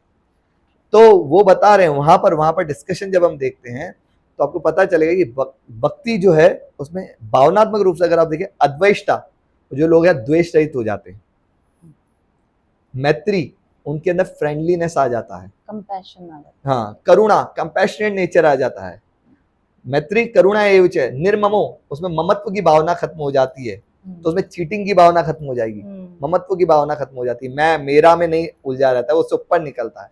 देन निर्ममो निरअहंकार, उसका अहंकार खत्म हो जाता है, सुख और दुख दोनों में वंडरफुल हो जाता है, संभव हो जाता है। तो मानसिक भी बहुत सारे चेंज है, भावनात्मक भी बहुत सारे चेंज है, इवन फिजिकली भी बहुत सारे चेंज है। केवल मंत्रा जब से फिजिकली भी आप देखेंगे, आपके लाइफ में आप देखें तो आपका आयु बढ़ जाता है, हाँ। आपका हेल्थ अच्छा हो जाता है। हाँ। तो इसलिए मंत्रा जब तो बहुत जरूरी है हमारे लाइफ के अंदर, मंत्र जब तो रेगुलरली, शीला प्रभात बोलते हैं, मेरी खुद की मतलब 8 साल हो गए मुझे मंत्र जाप करते हुए। जो चेंजेस आज से 8 साल पहले की मेरी लाइफ थी वो कितनी स्ट्रेसफुल लाइफ थी, और अब ऐसा लगता है कि यार ये अक्ल पहले आ गई होती तो इतना समय वेस्ट ना हुआ। तो मंत्र जाप तो एक्चुअली मिरेकुलस चेंजेस लेकर आता है। मेरे पास एक स्टूडेंट आया जी, एक मेडिकल कॉलेज का स्टूडेंट है, और he was about to commit suicide. He has come to us कि प्रभु जी मैं बहुत सारे ड्रग्स ले लिया हूँ, इतना सब कुछ, मैं सब कुछ करके देख लिया मजे के लिए, मुझे मजा नहीं आ रहा, और अब मैं बहुत फ्रस्ट्रेट हो गया हूँ, अब मैं एडिक्टेड हो चुका हूँ, अब बस मुझे अब सुसाइड करना है। मैंने बोला कोई बात नहीं, सुसाइड अभी करने की जरूरत नहीं है, 5 दिन मेरे पास रहो 5 दिन मेरे पास रहो, फिर डिसाइड करना सुसाइड करना है या नहीं करना है ना। और 5 दिन रहे, उन्होंने भगवद गीता पढ़ना स्टार्ट किया, साथ में बैठ के जप करना स्टार्ट किया। इस टोल्ड प्रभु जी 2 महीने और आपके आसपास में ही रहना है, ठीक है ना। ये स्टार्टेड लिविंग रेजिडेंसी, तो 2 से 3 महीने रहे, विल फाइंड उनका वो पूरा विचार चला गया, और आज वो एक अच्छे डॉक्टर हैं, यानी आज वो मेडिकल इंडस्ट्री में है, अच्छे मेडिकल कॉलेज से अपना डिग्री की है, और उसके बाद में अभी वो कई पेशेंट्स को इलाज कर रहे हैं। और वो बोलते हैं कि प्रभु जी मुझे डॉक्टर तो बना हूं मैं, और मैं लोगों को बोलता हूँ मानसिक, इवन उनका मानसिक विकार भी होता है तो मैं उनको हरे कृष्णा मंत्र ही देता हूँ, मुझे पता है यही सबसे बड़ी मेडिसिन है। प्रिस्क्रिप्शन में एक मंत्र चैंटिंग वो बिल्कुल क्लियर बोलते हैं कि मुझे पता है मैं जो भी दवाइयां दे रहा हूँ ये तो मैं उनको चीट कर रहा हूँ, कि दवाई दूंगा तो उसको नींद आएगी, प्लेसिबो इफेक्ट है वो तो, हाँ उसको नींद आएगी, वो डिप्रेशन है ना, डिप्रेशन में उसको नींद आएगी, उसका डिप्रेशन को कम करने के लिए। लेकिन मैं एक्चुअल में जो उसको दे रहा हूँ, मैं उसको बोल रहा हूँ तू हरे कृष्णा जप कर, ये हरे कृष्णा ही तेरी लाइफ की सब बीमारियों को दूर कर देगा। बहुत खूबसूरत। जो मेरा अगला क्वेश्चन, मुझे लगता है मैं क्वेश्चन बाद में पूछ रही हूँ, आप आंसर पहले करें। मेरा क्वेश्चन ही ये था कि बुरी आदतें और मोह माया से छुटकारा कैसे मिले, तो वो तो आपने मुझे एक्सप्लेन बिल्कुल अच्छे से कर दिया। अच्छा, जब तक हमें, जैसे भी आपने बताया कि जब तक अच्छी लाइफ चल रही है तब तक हमें सब कुछ अच्छा लगता है, मेरे साथ भी ऐसा होता है, सबके साथ होता है। जब तक लाइफ में सब कुछ स्मूथ चल रहा है ना, भक्ति भी बहुत अच्छी लगती है, लेकिन देखो लाइफ है तो चैलेंजेस तो आएंगे ही आएंगे, तब हमारा विश्वास डगमगाता है। कितनी बार ऐसा लगता है भगवान हम इतनी भक्ति कर रहे हैं, हम आपका इतना नाम जप कर रहे हैं, फिर भी ये प्रॉब्लम्स आ रही है। तब ऐसे टाइम पे ना अपने विश्वास को कैसे बना के रखें भगवान के प्रति, या जाप के प्रति, या भक्ति के प्रति, कैसे हम स्थिर रह पाए चाहे भले परेशानियां आए। हाँ, सबको ये समझना है जब आप भक्ति करते हैं, जनरली लोग सोचते हैं भक्ति करेंगे तो परेशानी खत्म होगी। हाँ राइट, ये तो बिल्कुल है ना, ये मैं भक्ति कर क्यों रहा हूँ, क्योंकि मेरी परेशानी खत्म होनी चाहिए। यही बात है। मेरे पास भी लोग आते हैं, मैडम हम तो बहुत पूजा पाठ करते हैं, हम तो बहुत, तो लेकिन हमारी प्रॉब्लम्स क्यों नहीं जा रही है। मैंने कहा भाई इसका तो कोई इलाज नहीं है भाई, परेशानियां तो आएंगी आप। और नहीं, और आपको पता है परेशानी चली भी जाती है, आप पकड़ नहीं पाते। जैसे मेरे पास एक स्टूडेंट आता है जी, और मुझे बोलता है कि प्रभु जी मेरी कोई गर्लफ्रेंड नहीं बन रही है। हाँ। तो मुझे लगता है मैं जब करूंगा ना तो मेरी गर्लफ्रेंड बन जाएगी। मोटिव देखो तो आप देखिए, वो आया मेरे पास, और इसने मुझे बाद में बताया, पहले तो नहीं बताया, इसने मुझे बाद में बताया कि मैं आपके पास आया था जब आपने बोला था हरे कृष्णा मंदिर सब कुछ मिल जाता है, तो मैंने सोचा अब तो मैं आज उस लड़की को प्रपोज करने जाऊंगा तो मुझे सब कुछ मिल जाएगा, वो भी यस कर देगी। वी शुड अंडरस्टैंड भक्ति क्या काम करती है। जब आप रोड पर चलते हैं, रोड पर आप डिफरेंट गाड़ी लेकर के चलते हैं, तो स्पीड ब्रेकर आता है रोड पर। हाँ। वो बाइक के लिए भी स्पीड ब्रेकर आता है, और लैम्बोर्गिनी लिमोजिन के लिए भी स्पीड ब्रेकर आता है। तो कार के लिए भी स्पीड ब्रेकर है और बाइक के लिए भी स्पीड ब्रेकर है, लेकिन बाइक वाला जब जाता है उसको स्पीड ब्रेकर से प्रॉब्लम होती है, झटका ज्यादा लगेगा, बैक पेन हो जाएगा। हाँ, इन कार वाले को, लिम्बोर्गिनी लिमोजिन वाले को पता भी नहीं चलेगा कोई स्पीड ब्रेकर आया, हाँ, हाँ, प्रॉब्लम तो सेम है, बस गाड़ी का स्टैंडर्ड उठा लिया। हम्म, अब कोई प्लेन मोड हो उसके लिए स्पीड उसके ब्रेकर लिए का तो क्या कोई मतलब है, राइट, कोई मतलब नहीं। इसी तरीके से भक्ति में जब आप आते हैं तो जो कठिनाइयां हैं वो स्पीड ब्रेकर तो आते हैं, लेकिन वो आपको स्पीड ब्रेकर लगते ही नहीं है। भक्ति मतलब आपने क्या किया, आपने अपनी गाड़ी के स्टैंडर्ड को उठा लिया, आपने अपनी चेतना के स्टैंडर्ड को उठा लिया। और ये हम देख पाते हैं जब आप बड़े बड़े भक्तों को देखते हैं, जब आप देखते हैं पांडवास को, क्या पांडवास की लाइफ में भक्ति नहीं देख, हमने डेंजर्स नहीं देखे, प्रॉब्लम नहीं देखी, बहुत देखे, दोनों बराबर चल रही है, हाँ, भक्ति बराबर उधर डेंजर बराबर। पांडवास की लाइफ में देखो, आप कुंती महारानी की लाइफ में देखो, आप प्रहलाद महाराज की लाइफ में देखो, आप सुदामा की लाइफ में देखो, आप संत तुकाराम की लाइफ में देखो, आप किसी के भी लाइफ में जाकर के देखो कि लाइफ में प्रॉब्लम आ रही है। कुंती महारानी के लाइफ में क्या हो रहा है, वो बोल रही है विशान महाग्ने पुरुषाद दर्शनात् असत सभाया वनवास गच्छत। कितनी सारी प्रॉब्लम, मुझे विष देने की कोशिश की गई, बच्चों को भीम को विष देने की कोशिश की, विशान महाग्ने, महाग्नि में जलाने की कोशिश की गई, दावानल उसमें जलाने की कोशिश की गई, शान महाग्ने पुरुषाद दर्शनात् असत सभाया, असत सभा में हमारी इज्जत तक को देने की कोशिश की गई, असत सभाया वनवास गच्छत, इवन हमें वनवास में डाल दिया गया, है ना। मृदे मृदे अनेक महारथास्तु, तो इतने सारे महारथी हमारे सामने युद्ध में खड़े हैं कि हम उनके सामने कुछ भी नहीं है। वो एक विहेल मछली है तो हम एक छोटी सी मछली है, वो यूं ही निकल सकता है, लेकिन विशान महाग्ने, है ना। तो इतना कुछ होने के बाद में भी असत सभाया वनवास गच्छत मृदे मृदे अनेक महारथा, तो द्रोण्यास तत्रास भीष्म अभिरक्षित है, उनकी टीम के अंदर द्रोणाचार्य है, भीष्म, इतनी बड़ी बड़ी मछलियां हैं और हम क्या है, वो हमें एक बार में निकल सकता है। लेकिन देखिए भगवान की कृपा की, इतना सब कुछ होने के बाद में भी, चूंकि भगवान की इतनी कृपा है, इतना सब कुछ होने के बाद में भी उनको कुछ भी नहीं हुआ। नेक्स्ट श्लोक में वो इस बात को रखती है, विपदा संतु ता शाश्वत, हे भगवान आप तो मुझे और विपदाएं दो, शाश्वत हमें विपदाएं दो। क्यों बोल रही हूँ, विपदा संतु ता शाश्वत तत्र तत्र जगत गुरु, भगवान जब आप विपदाएं देते ना हमारी लाइफ में, तो आप उधर जगत गुरु के रूप में आप खुद प्रेजेंट रहते हैं और आप हमें प्रोटेक्ट करते हैं। तो जब आप विपदाएं देते हैं हमारी लाइफ में, तो आपका प्रोटेक्शन हमारा, जब आप हमारे साथ में, मतलब प्रोटेक्शन गारंटीड है ना। विपदा संतु ता शाश्वत तत्र तत्र भवताम दर्शनम यसात, और जब हम आपका दर्शन करते हैं, आप पुनर्भव दर्शनम, इस भौतिक जगत के हमें दर्शन नहीं करने पड़ेंगे, इस भौतिक जगत में हमें फंसना नहीं पड़ेगा। तो भगवान ये तो आपकी कृपा है, और एक्चुअल में टेस्ट होना तो जरूरी है। अगर आप कॉलेज में पढ़ाई किए, अगर टेस्ट नहीं हुआ तो कैसे पता चलेगा आपने पढ़ाई किया। तो ऐसे ही अगर आपने भक्ति किया है और भक्ति में टेस्ट नहीं हुआ, तो पता कैसे चलेगा कि आपके अंदर कुछ चेंज आया है। और ये बहुत इंपॉर्टेंट है, इसीलिए आप देखेंगे कि जब आप भक्ति करते हैं, और ये भी हमें समझ में आना चाहिए कि जब आप भक्ति करते हैं तो भगवान आपके जितने भी पाप कर्म है उनको क्षीण करना चाहते हैं, और वो जल्दी जल्दी कर देते हैं। हाँ, उनको क्षीण करना चाहते हैं। तो भगवान वो प्रॉब्लम्स पहले आपकी लाइफ में ला करके दे देते हैं, लेकिन हमेशा याद रखिएगा भगवान आपको उतना ही देते हैं जितना आप टॉलरेट कर सकते हैं। अगर आप 5वीं के स्टूडेंट है तो कभी भी आपको 10वीं का पेपर नहीं दिया जाएगा, है ना।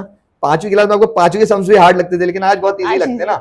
लेकिन वो 5वीं क्लास में 5वीं का ही पेपर देंगे, वो 10वीं का पेपर नहीं देंगे। भगवान आपको वही चैलेंज देंगे जिसको आप ले सकते हैं। बस अब है कि मैं कैसे ऐसी सिचुएशन में भी अपने आप को मेंटेन रखूं। तो बहुत इंपॉर्टेंट है, हमेशा साधुओं का संग लीजिए, सत्संग लेना बहुत इंपॉर्टेंट है। कभी कभी ऐसी सिचुएशंस में जब हमारा फेथ डगमगाता है, तो बहुत इंपॉर्टेंट है सत्संग का त्याग किया जाए, सत्संग का एक्सेप्ट किया जाए, साधु संग को लिया जाए और असत्संग का त्याग किया जाए। लोग क्या करते हैं कि दुख के टाइम मंदिर जाना बंद, सत्संग बंद, ये नहीं करना है। ये हमने देखा है कि कई बार लोग बोलते हैं कि स्वामी जी मेरे हस्बैंड की डेथ हो गई, इसलिए मैंने मंदिर जाना बंद कर दिया। बट एक्चुअली वो ये नहीं समझ पा रहे कि ये एक और वंडरफुल चीज हो सकती है उनके लाइफ में, जो वो नहीं समझ पा रहे। जब नारद मुनि के लाइफ में उनकी मदर की मृत्यु हुई तो नारद मुनि बहुत खुश हो गए। 5 साल का बच्चा, उनकी मदर की मृत्यु हो गई, वो तो रोना चाहिए, बट वो खुश हो रहा है। क्यों खुश हो रहे हैं? वो सोच रहे वैसे भी कर्मों के अनुसार मेरी मदर को जाना तो था ही, है ना। जब सांप ने उनको डस लिया उनकी मदर को, तो कर्मों के अनुसार मेरी मदर को जाना तो था ही। अच्छा, वो अभी चले गए हैं, इसी समय जाना था उनको और वो चले गए हैं, लेकिन अब ये बहुत अच्छा कि अब मैं उसमें अटैच नहीं होऊंगा और अब मैं भगवान की तरफ अटैच हो पाऊंगा, मैं भगवान आपसे अटैच हो पाऊंगा। तो जब हमारे लाइफ में प्रॉब्लम्स आए तो हमें सीखना चाहिए, अब भगवान ने मुझे मौका दिया है अपने से अटैच होने का। जब भी मेरे लाइफ में मुझे धोखा मिले, गर्लफ्रेंड ने धोखा दे दिया तो सुसाइड नहीं कीजिए, भगवान की तरफ आइए, भगवान की तरफ आ जाइए। वाइफ ने धोखा दे दिया तो प्रभु जी के पास बैठिए, आकर के बैठ जाइए और ज्ञान लीजिए। जब लाइफ में कोई प्रॉब्लम है तो आपके सुप्रीम वेलविशर कौन है? भगवान आपके सुप्रीम वेलविशर है ना। हम्म। इस दुनिया में जितने भी लोग आपको वेलविशर दिखा रहे हैं, एक्चुअल में ये सब क्या है? जब तक आप उसकी बैक को स्क्रैच करेंगे, वो आपकी बैक को स्क्रैच करेगा। You scratch my, I will scratch your back, you scratch my back. जब तक तू मेरा काम पूरा करेगा, तब तक मैं तुम्हारा काम पूरा करूंगा। जैसे आपने मेरा काम करना बंद किया, सब रिश्ते खत्म हो जाते हैं। तुमने किया क्या है पूरी लाइफ में मेरे लिए? जनरली ये बोला जाता है। लेकिन भगवान सुप्रीम वेलविशर है, तो जब भी हमारे लाइफ में कोई भी प्रॉब्लम आए, तो हमें भगवान से और ज्यादा जुड़ जाना चाहिए। हाँ। दुख में हमने बहुत सुना है ना, सुख में सिमरन सभी करे, दुख में करे ना कोई। दुख में सिमरन जो करे, दुख काहे का होए। तो इसीलिए दुख में तो और तेजी से भक्ति पकड़ लेनी चाहिए। जब आप बीमार होते हैं तो आप दवाई और ज्यादा लेते हैं, बजाय इसके कि दवाई छोड़ देते हैं। अगर आप आज डॉक्टर के पास गए और आपको खांसी था, आज आपने दवाई ली एक, और आपको खांसी हुआ रात को भी, तो आप ऐसा नहीं बोलते अरे डॉक्टर साहब दवाई ली फिर भी खांसी हो रही है। नहीं, आप क्या करते हैं? कोर्स कंप्लीट करते हैं। तो आप भगवद गीता का कोर्स कंप्लीट कर लीजिए हमारे साथ बैठ करके, है ना। ब्लिस एक बहुत अच्छा H camp Udaipur spiritual education हमने एक ग्रुप बनाया है ना। आप उसका QR कोड से आप स्कैन कर सकते हैं और उस ग्रुप में आप जुड़ भी सकते हैं। आप एक बार भगवद गीता कोर्स भक्तों के साथ में बैठ के कर लीजिए, आप खुद बोलेंगे दुख काहे को, दुख आएगा ही नहीं। बहुत बहुत मतलब कहते हैं ना, जैसे कि तृप्ति हो गई आपके वचन सुन के तृप्ति हो रही है और जिज्ञासा बढ़ती जा रही है मेरी। ये शीला प्रभुपाद का स्पेशल कृपा है।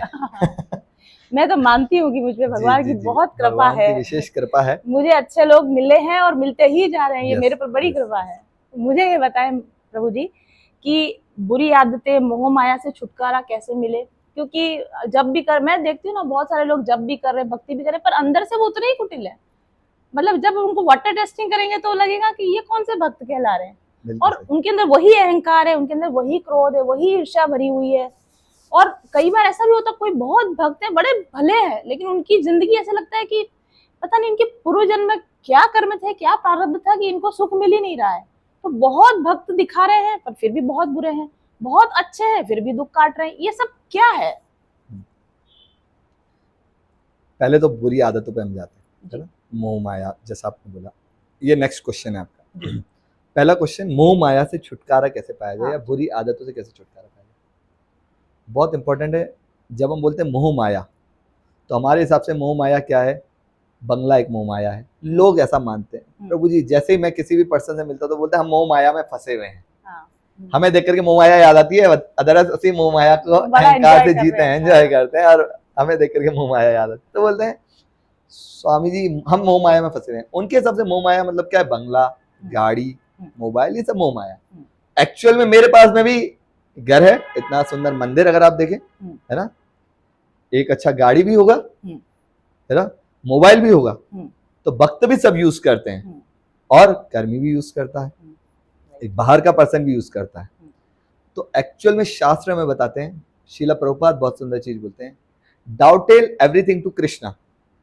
अपनी हर एक चीज को भगवान को डाउटेल कर दो, अर्पण कर दो। हाँ, अर्पण कर दो। या अगर आप इसको देखें, रूप गोस्वामी जो कि आचार्य हैं हमारे, शीला रूप गोस्वामी बहुत सुंदर चीज बताते हैं। वो बोलते हैं अनासक्ति विषयान यथा अरहन उपयुंजतः निर्बंधे कृष्ण संबंधे युक्त वैराग्य उच्यते। वैराग्य का मतलब सब कुछ छोड़ना नहीं है। जब आप भक्तों से मिलते तो आप ये मत सोचिए कि ये हमसे सब कुछ छुड़वा देंगे। वैराग्य का मतलब क्या है? हर एक चीज को भगवान से जोड़ना। तो मोबाइल हमारे पास भी है, हम भी मोबाइल यूज करते हैं, लेकिन ये भगवान की सेवा में यूज हो जाता है। आज आप भी इसी मोबाइल से पॉडकास्ट कर रहे हैं, है ना, ये भी सेवा में यूज हो रहा है। तो ये कृष्णमय हो गया, ये मोह माया नहीं है। हमारा घर में, अगर हम घर में भी एक मंदिर बनाए, घर को भी मंदिर की तरह फील करें, घर में भी अच्छा भजन संकीर्तन कर लें, डेली आधा घंटा भगवद गीता पढ़ लें, तो घर भी मंदिर बन जाता है। तो घर भी मोह माया नहीं है, कार भी मोह माया नहीं है, सब चेतना का गेम है। जहां आपने कहते कृष्णा सूर्य समय, माया है अंधकार, जहां कृष्णा तहां नहीं मायार अधिकार। कृष्ण जो है वो सूर्य के समान है, भगवान श्री कृष्ण सूर्य के समान है, और माया अंधकार के समान है। जब सूर्य आता है तो अंधकार कहीं नहीं रहता, सब भाग जाता है। जब आपके लाइफ में यही मोबाइल आपको डिप्रेशन दे रहा है, यही मोबाइल आपको परेशान कर रहा है, आप रात रात भर सो नहीं पा रहे, डिप्रेशन में, एंग्जाइटी में, इसी मोबाइल की वजह से आप एडिक्टेड है इसके। लेकिन जब इसी मोबाइल में कृष्ण कथा आने लग जाए तो ये आपको खुश कर देता है।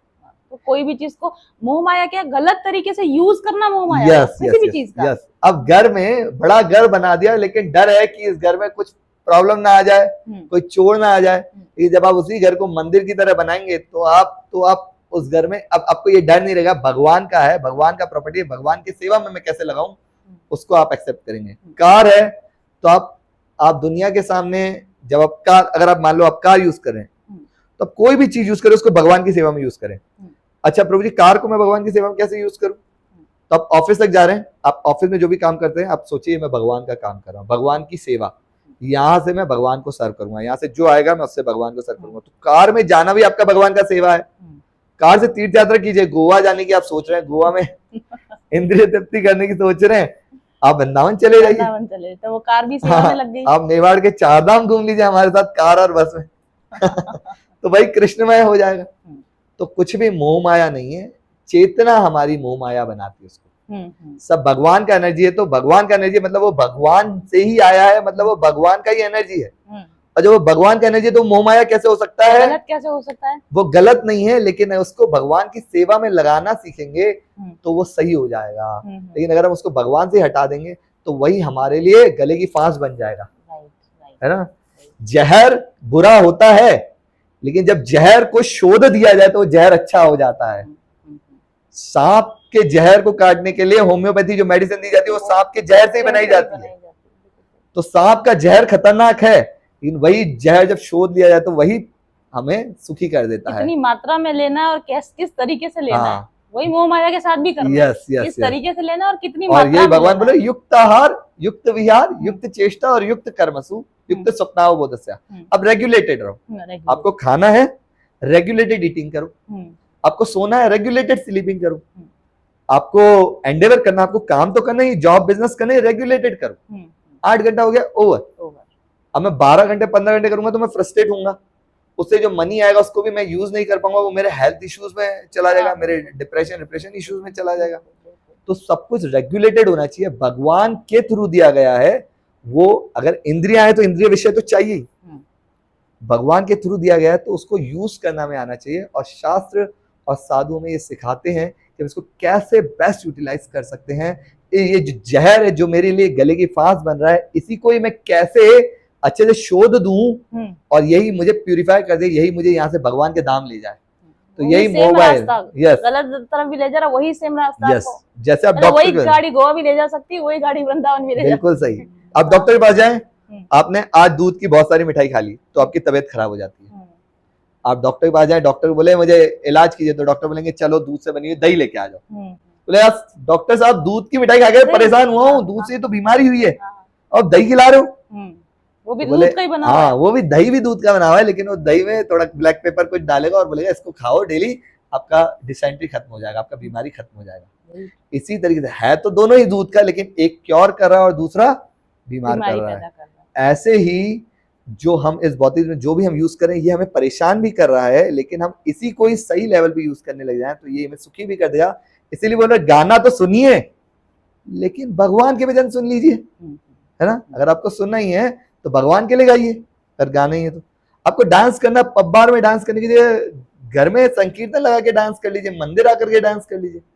आपको खाना ही है तो प्रसाद बना करके भगवान को भोग लगा के फिर खा लीजिए।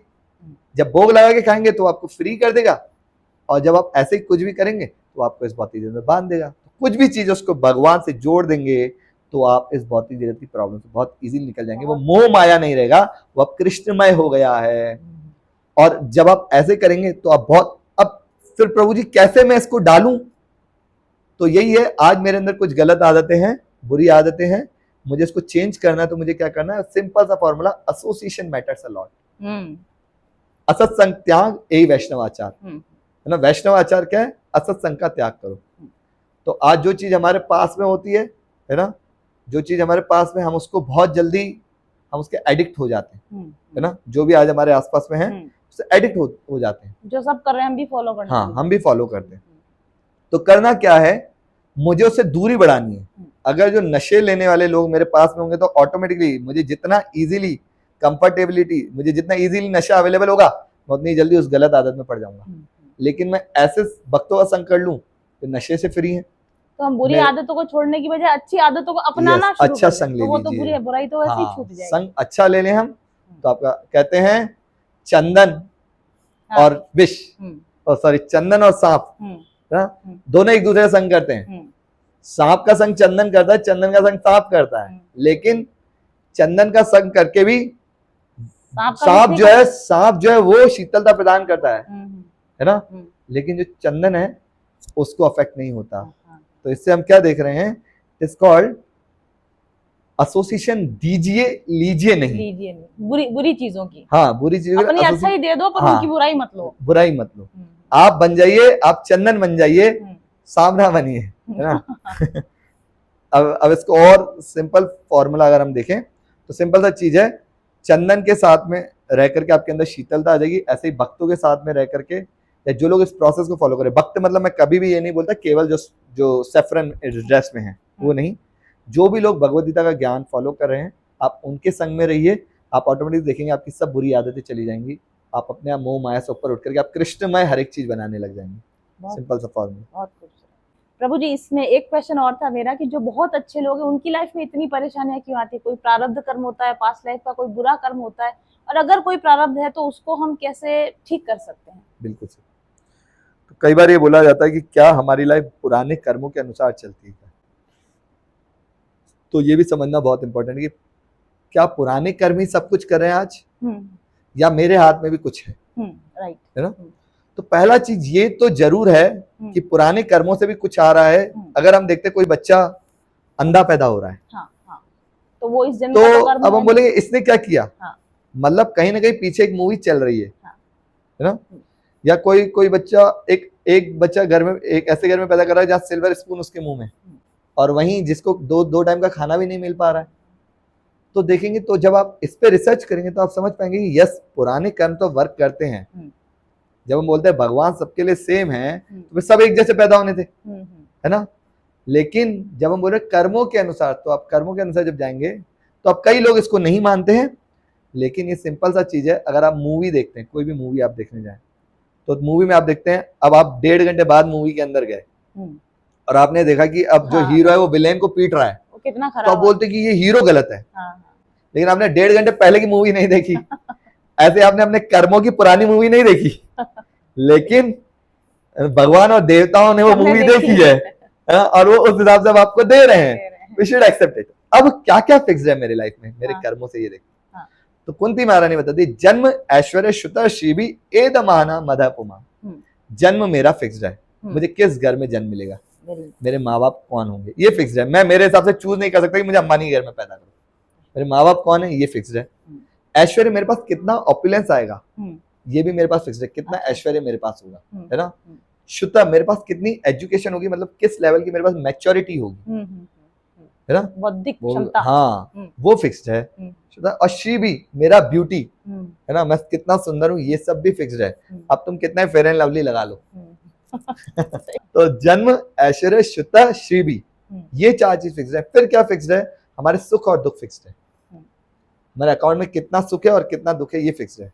और हमारी आयु कितनी है, आयु मतलब हमारी सांसें, आयु से आप मत काउंट कीजिए, सांसें हमारी कितनी, हमें ब्रीथिंग, इनहेल और एक्सहेल, ये फिक्स्ड है। नंबर ऑफ ब्रीथ्स ये फिक्स्ड है। इसीलिए आप देखें कि जितने योगी लोग थे वो अपनी एज बढ़ा लेते थे केवल ब्रीथ्स को कंट्रोल करके, रेचक और कुछ प्राणायाम करके वो अपनी ब्रीथ्स को बढ़ा लेते थे, तो अपनी एज बढ़ा लेते थे। तो ये सब चीजें फिक्स्ड है। तो अब मुझे क्या करना है, अब क्या फिर प्रभु जी मेरी क्या पास्ट लाइफ के हिसाब से ही आज की पूरी लाइफ चलेगी? नहीं। अब मान लीजिए आप अपने किसी गलती की वजह से आज आप जेल में, है ना, हम किसी भी गलती की वजह से अगर मान लो कोई पर्सन जेल में है और जेल में उसको पता उसको टॉर्चर मिलेगा, उसका टॉर्चर फिक्स्ड है, लेकिन अगर वो पर्सन जेलर को अच्छे से फॉलो करे तो टॉर्चर कम हो जाएगा, लेकिन अगर वो जेलर को फॉलो नहीं करे तो टॉर्चर बढ़ भी जाएगा। और उसी जेल में अगर प्राइम मिनिस्टर आ जाए और प्राइम मिनिस्टर अप्रोच लगाते तो उसको जेल से बाहर निकाल देगा। इसी तरीके से जब हम इस भौतिक जगत में हैं तो हमारा टॉर्चर बढ़ना या कम होना ये हमारे अब एक्शंस पे भी डिपेंड करता है। पुराने तो प्रारब्ध कर्म है, लेकिन अब आपके कर्म क्या हैं। इसीलिए भगवद गीता बोलती है कि यज्ञ दान तप क्रिया पावनानी मनीषी नाम, हमें पावन करते हैं, हमारे कर्मों को हमें प्यूरिफाई कौन करता है, यज्ञ दान और तप। जो लोग यज्ञ करते हैं, दान करते हैं, तपस्या करते हैं, वो अपने कर्मों को, पुण्यों को बढ़ा लेते हैं और अपने लाइफ के प्रॉब्लम्स को घटा सकते हैं। जैसे बहुत सिंपल सा एग्जांपल है, एक गाय जो कि एक खूंटे से बंधी हुई है। गाय की जो रस्सी है उसकी रेडियस में भी 5 मीटर मान लेते हैं, तो वो गाय केवल और केवल 2πr उस सर्किल के अंदर ही घूम सकती है, उससे ज्यादा बाहर नहीं घूम सकती वो गाय। लेकिन अगर वो गाय बहुत शांत रहे, मालिक को अच्छे से फॉलो करे, तो गाय को पूरा फ्री भी कर सकता है। लेकिन अगर यही गाय बहुत उछल कूद मचाए तो मालिक रस्सी और छोटी भी कर सकता है। इसी तरीके से हमारे कर्म है, अगर हमारे कर्म अच्छे हैं, अभी जो हम कर्म करें, जो हमें शास्त्र बता रहे हैं, साधु बता, अगर हम उस हिसाब से चलते हैं तो हमारी रस्सी को और बढ़ाया जा सकता है। और अगर हम वो बिगाड़ने लग जाए तो हमारे कर्मों को अभी भी घटाया जा सकता है। जैसे हम देखते हैं कई लोग वूम में ही बच्चे को मार देते हैं, तो ये क्या है, वो अपने कर्मों को खराब कर रहा है। अब उसकी आयु कम हो जाएगी, उसकी नंबर ऑफ ब्रीथ्स कम हो जाएंगी, उसका ऑपुलेंस कम हो जाएगा। ऐसे कुछ भी अपराध, रेप और जो भी हम देख रहे हैं, ऐसे कुछ भी कर्म करके हम हमारे इसको गिरा देते हैं। लेकिन अब बात आती है, प्रभु जी तो मैं तो इस जेल से बाहर निकलना चाहता हूं, तो क्या करो, प्राइम मिनिस्टर को अप्रोच कर दो। अगर इस कर्मों के चक्कर से ही बाहर आना चाहते हो, फ्री होना चाहते हो, इस भौतिक जगत में बार बार आना नहीं चाहते, जन्म मृत्यु बुढ़ापा बीमारी इन सबसे परेशान नहीं होना चाहते, अगर मैं आपसे क्वेश्चन करूं कि क्या आपको नेक्स्ट लाइफ वापस से मिले, मान लीजिए कि हम आपको नेक्स्ट लाइफ मिले और आपको ऐसी लाइफ मिले जैसी आप अभी जी रहे, क्या आप लेना पसंद करेंगे? इससे अच्छी भी नहीं चाहिए, बुरी तो बिल्कुल नहीं चाहिए, जितना है इसी लाइफ में निपटारा कर दो। कोई भी पर्सन वापस से 5वीं 10वीं 12वीं नहीं पढ़ना चाहता, मुझे नर्सरी में वापस नहीं एडमिशन लेना है। तो इसी लाइफ में अगर आप चाहते हैं इधर से फ्री होना, तो क्या करिए, प्राइम मिनिस्टर का अप्रोच लगाइए। यहाँ प्राइम मिनिस्टर कौन है? भगवान श्री कृष्ण बलराम। अगर आप भगवान को अप्रोच लगा दें, गुरु को अप्रोच लगा दें, आप इमीडिएटली इस भौतिक जगत से बाहर निकल सकते हैं और आप एक बहुत हायर लाइफ जी सकते हैं। Very nice, very nice. तो मतलब अब हरे कृष्णा मंत्र को हम पकड़ लें बस, और भगवान को बस हम पकड़ लें। भगवान का नाम को पकड़ना बहुत जरूरी है। शास्त्र बोलते हैं, हरे कृष्ण के बारे में जब डिस्कशन आता है, हरे कृष्ण महामंत्र का मीनिंग बताया गया है। हरे मीन्स राधा रानी, जो कि भगवान की एनर्जी है, राधा रानी। कृष्ण मीन्स भगवान स्वयं, जो कि सबको आकर्षित करने वाले हैं। तो जब हम चैंट करते हैं, राम मीन्स आनंद देने वाले जो है, तो हरे कृष्ण और राम, इन तीनों वर्ड का जो कॉम्बिनेशन है, शास्त्र बोलते हैं गोलोकेर प्रेम धना हरि नाम संकीर्तना। जो ये हरि नाम संकीर्तन है, गोलोक से पर्सनली भगवान ने दिया है हमें। वो एक चार्ट बताते हो ऐसे जी करते जी हुए आता है जी वो, जी। जो हरे कृष्ण जब आप बोलते हैं, सुनने में तो लगता है ये कोई ऑर्डिनरी स्वर और व्यंजन है, ये डायरेक्ट घंटी जा रही है ऊपर। हाँ, लेकिन शास्त्र बोल रहे नहीं, ये ऑर्डिनरी स्वर और व्यंजन नहीं है, डायरेक्ट भगवान के वर्ड्स हैं। भगवान हमें बता रहे, जैसे 5000 2000 का भी एक नोट है, आप 2000 के नोट पे या 500 के नोट पे रख के आप समोसा खाएंगे क्या? वो भी तो कागज है। सही। नहीं, वो भी कागज है और 500 का नोट भी कागज है, दोनों कागज हैं। लेकिन एक कागज से आप बहुत कुछ खरीद सकते हैं और दूसरा कागज वैल्यूलेस है, इसका कोई वैल्यू नहीं है। क्या रीजन है तो दोनों सेम पेपर, बट एक पेपर का वैल्यू 500 रुपए या 2000 हो गया और दूसरे पेपर का वैल्यू 1 रुपया भी नहीं। उस पे वो रिजर्व बैंक, हाँ, रिजर्व बैंक ने सील लगा दिया, साइन कर दिया, यस मैं धारक को 2000 रुपए देने का वचन देता हूं। अब वो एक पेपर जो था 1 रुपए का, वो 2000 बन गया। इसी तरीके से भगवान का जो नाम है, जो हरे कृष्ण, भगवान बोले नाम नाम अकारी बहुधा निज सर्व शक्ति, मैंने इस नाम में अपनी पूरी शक्ति डाल दी है। अब मैंने इसको ऑथराइज कर दिया। अब ये जो हरे नाम, जो अब हरे नाम है केवलम।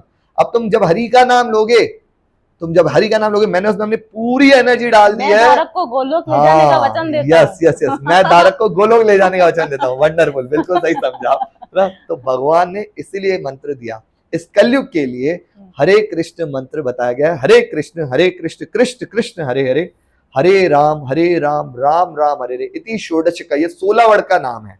हरे कृष्ण कृष्ण कृष्ण हरे हरे, हरे राम राम राम हरे हरे। 16 वर्ड का इति षोडश नाम, जो ये 16 वर्ड का नाम जप करता है, कली कलमश नाशनम, कलियुगा के सभी प्रॉब्लम्स खत्म हो जाते हैं, नाश हो जाता है। नाता परतर उपाय, इसके ऊपर और कोई उपाय नहीं है। सर्व वेदेषु दिश्यते, जब आप सभी वेदों में जाते हैं तो आपको मालूम चलता है भगवान के नाम का यही एक उपाय है, कि सभी प्रॉब्लम्स को खत्म करने का यही एक उपाय है, भगवान के नाम का जप किया जाए। तो जितना ज्यादा हम भगवान के नाम का जप करेंगे, उतनी जल्दी हम देखेंगे हमारे लाइफ के सभी प्रॉब्लम्स खत्म हो जाते हैं। इसमें कोई इसका तरीका है, कोई इसमें नंबर फिक्स है कि कितनी माला जी। करें, कितना जाप करें, कितने घंटे दें, और क्या है कि कितने साल करना है, कितना करना है कि हमारा प्रारब्ध खत्म हो जाए? बहुत अच्छा। तो शास्त्र बोलते हैं एक कृष्ण नाम ही काफी है। हाँ, होना भी शास्त्र चाहिए। बोलते हैं एक कृष्ण नाम ही काफी है। कृष्ण नाम अपने आप में इतना पवित्र हाँ, है। लेकिन वो उस लेवल का हाँ, इंटेंसिटी के बिल्कुल साथ भी बिल्कुल तो सही नहीं है। कि आप अपने पूरे लाइफ में इतने पाप नहीं कर सकते जो कृष्ण नाम एक बार में चैन करके उस पाप को धो सकता है। लेकिन हमारा चेतना क्या है, किस हम एनर्जी के साथ वो नाम ले रहे हो यस आप? किस एनर्जी के साथ आप वो नाम जप करते हैं, ये बहुत मैटर करता है। तो शीला प्रभुपाद ने बताया अभी तो हम सब इतने प्यूरिफाइड नहीं है, तो अभी तो हमारा नाम में वो श्रद्धा वो भाव तो नहीं है, लेकिन दवाई आप भाव के साथ लो या बिना भाव के लो, दवाई तो काम करेगी। नाम यस, तो भाव हो कुभाव हो कैसा भी हो, आप दवाई कैसे भी लो, आप बस दवाई लो, आप ट्रीट हो जाएंगे। इसी तरीके से आप कैसे भी हैं, आप बस भगवान के नाम का जप कीजिए। कितना ही गलत चेतना, कई बार लोग बोलते हैं प्रभु जी जब हम जप करते हैं हमारे मन में गलत विचार आते हैं तो बेटर है ऐसे जप का क्या मतलब है। तो आप बोले प्रभु जी मैं क्यों इतना जप करूं, मैं एक ही बार अच्छे से जप करूं ना। वो अच्छे से जप करने के लिए बहुत जप करने पड़ेंगे। हाँ, वो अच्छे से जप करने के लिए ये आप बोले प्रभु जी मैं एक बार एग्जाम में दूसरे दिन जाकर के लिख दूं ना, लेकिन उससे पहले एक साल पढ़ाई करना पड़ता है। इसी तरीके से अगर आपको एक बार अच्छा जप करना, उसके लिए आपको अभ्यास बहुत जरूरी है। और शास्त्र बोलते हैं भजन किया पूजन किया मरते जनले होए। तुमने जो भजन किया है वो पूजन किया है वो तो मृत्यु के समय पता चलेगा कितना किया वो। तोता भी राम राम बोल सकता है, लेकिन जैसे बिल्ली उसकी गर्दन पकड़े तो क्या क्या करता है। तोता भी राम राम बोलता है। शीला प्रभुपाद जी बोलते तोता भी राम राम बोले तो। हाँ, इसी तरीके शास्त्र बोलते हैं नाम जब किया जाए वो कैसे भी किया जाए लेकिन किया जाए। तो जब लोग बोलते कि प्रभु जी मतलब एक ही करूं, मैं जब नाम जप करता हूं मेरे मन में कुछ गलत भाव आता है इसलिए मुझे नाम जप छोड़ देना चाहिए, नहीं।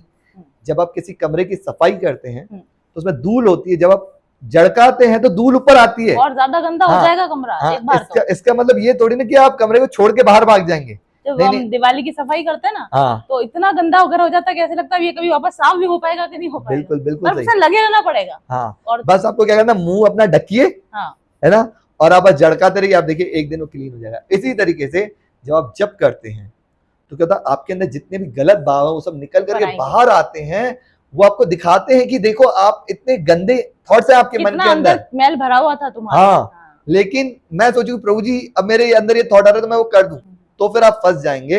अब जब वो थॉट आ रहा है उसको छोड़िए और आप भगवान के नाम का जप करते रहिए, आप इमीडिएटली वहां से फ्री हो जाएंगे और आप देखेंगे एक दिन कमरा पूरा साफ हो जाएगा। आप देखेंगे एक दिन आपके हृदय से काम क्रोध लोभ मोह मद मात्सर्य ईर्ष्या सब खत्म हो जाएगा आपके हार्ट से। बस आपको डेली जप करने की जरूरत है। शीला प्रभुपाद जी के जो गुरु महाराज हैं भक्ति सिद्धांत सरस्वती महाराज, वो यही बताते हैं कि क्या करना है, चैंट एनीवे। कुछ भी करे, अगर आपको जप करते हुए गलत विचार आते कोई बात नहीं, चैंट एनीवे। अगर आपको जप में मन नहीं लगता कोई बात नहीं, चैंट एनीवे। अगर आपको सुबह उठ करके जप नहीं कर पाते कोई बात नहीं, चैंट एनीवे। आप पूरे दिन बहुत बिजी हैं, आप रात को जप करते कोई बात नहीं, चैंट एनीवे। बस जप करना जरूरी है कि जप से बड़ी साधना कोई नहीं है, भगवान के नाम से बड़ी कोई साधना नहीं है। और भगवान का नाम जप करना ये भक्ति के highest devotion, pinnacle of devotion को अप्रोच करवाता है। इसलिए जो भी हो सके भगवान के नाम का जप करते रहिए। जप करना बहुत इंपॉर्टेंट है। तो हमारे यहाँ कितने राउंड्स? हाँ, शीला प्रभुपाद जी बताते हैं 8 राउंड्स क्या चीज है? यस, शीला प्रभुपाद जी बताते हैं देखिए क्या है, दवाई जो है वो डॉक्टर के बताए अनुसार ली जानी चाहिए। डॉक्टर बताते हैं दवाई की दिन में 3 बार लेनी है। अब बोलो नहीं डॉक्टर साहब मेरे को तो एक ही बार में ठीक हो गया, नहीं, कोर्स पूरा ले लीजिए। ऐसे ही डॉक्टर जो हैं, जो आचार्य हैं, जो शुद्ध भक्त हैं, प्रामाणिक भक्त हैं, वो बताते हैं कि माला करना है भगवान के नाम का 16 माला डेली। अब कोई बोले प्रभु जी फिक्स कैसे किया, 15 क्यों नहीं 20 क्यों नहीं, कैसे? तो शीला प्रभुपाद जी, ये गुरु को शीला प्रभुपाद जी का बहुत सुंदर इंसिडेंस आता है। एक बार शीला प्रभुपाद जी अपना लेक्चर ले रहे थे, है ना, तो जब शीला प्रभुपाद जी लेक्चर ले रहे थे तो उनके सामने सब फॉरेनर्स विदेशी लोग खड़े थे। तो शीला प्रभुपाद जी ने बोला मेरे गुरु महाराज बोलते जो लोग 64 माला जप करेंगे वो लोग रियली में मनुष्य हैं। तो इसलिए मैं चाहता हूं तुम सब 64 माला जप करो। तो बोलते प्रभुपाद जी 64 माला तो हमसे नहीं होगा। प्रभुपाद जी बोलते अगर तुम 64 माला जप करोगे मैं तुम्हें भगवान के धाम ले जाऊंगा। प्रभुपाद जी 64 कैसे होगा, सबका मुंह उतर गया। तो प्रभुपाद जी ने बोला कोई बात नहीं 32 माला, सबका मुंह उतर गया। कैसे? प्रभुपाद जी ने मिनिमम 16 माला, अगर तुम इतना करते हो, तुम अगर मिनिमम 16 माला करते हो मैं तुम्हें भगवान के धाम लेके जाऊंगा।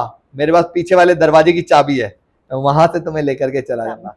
तो ये गुरु को अधिकार है ना, गुरु को अधिकार है। डॉक्टर के पास तो अधिकार नहीं, आप ठीक हो भी, मैं भी नहीं भी हूं, गुरु के पास अधिकार है आपको इस भौतिक जगत से निकालेगा। भगवान ने वो पावर पटवानी गुरु को दे रखी है कि गुरु वो कर सकते हैं। तो आप बस गुरु की बात सुनिए, आप केवल और केवल आप डेली माला जप कीजिए। गुरु बोल रहे हैं अगर तुम डेली 16 माला जप करो, नशा, मांसाहार, अवैध संबंध और जुआ से दूर रहो, गुरुदेव गारंटी दे रहे हैं मैं तुम्हें भगवान के धाम लेकर के जाऊंगा। तो गुरु के पास वो पावर ऑफ अटॉर्नी है, शीला प्रभुपाद के पास वो पावर ऑफ अटॉर्नी है। तो उन्होंने फिक्स करके बताया है कि जितने भी शिष्य हैं उन सबको मिनिमम 16 माला जप करना चाहिए। अब प्रभु जी 16 माला कब करें? कभी भी कर सकते हैं, सुबह भी कर सकते हैं, शाम को भी कर सकते हैं। प्रभु जी कैसे करें? क्या इसके पीछे कोई रूल्स रेगुलेशंस हैं? नहीं। तो भगवान के नाम के पीछे कोई रूल्स एंड रेगुलेशन नहीं है। आप किसी भी समय कर सकते हैं, उसमें कोई रूल्स एंड रेगुलेशंस नहीं है। आप कभी भी कर सकते हैं, नहा के भी कर सकते हैं, बिना नहाए भी कर सकते हैं। अब लेकिन अगर आप पूछें प्रभु जी मैं कैसे बेस्ट वे में करूं कि मेरे को जल्दी से रिजल्ट मिल जाए, तो बात आती है ब्रह्म मुहूर्त में जब किया जाए, सुबह उठ करके 4:30 बजे के आगे, सनराइज के 1 आवर पहले से ब्रह्म मुहूर्त स्टार्ट हो जाता है।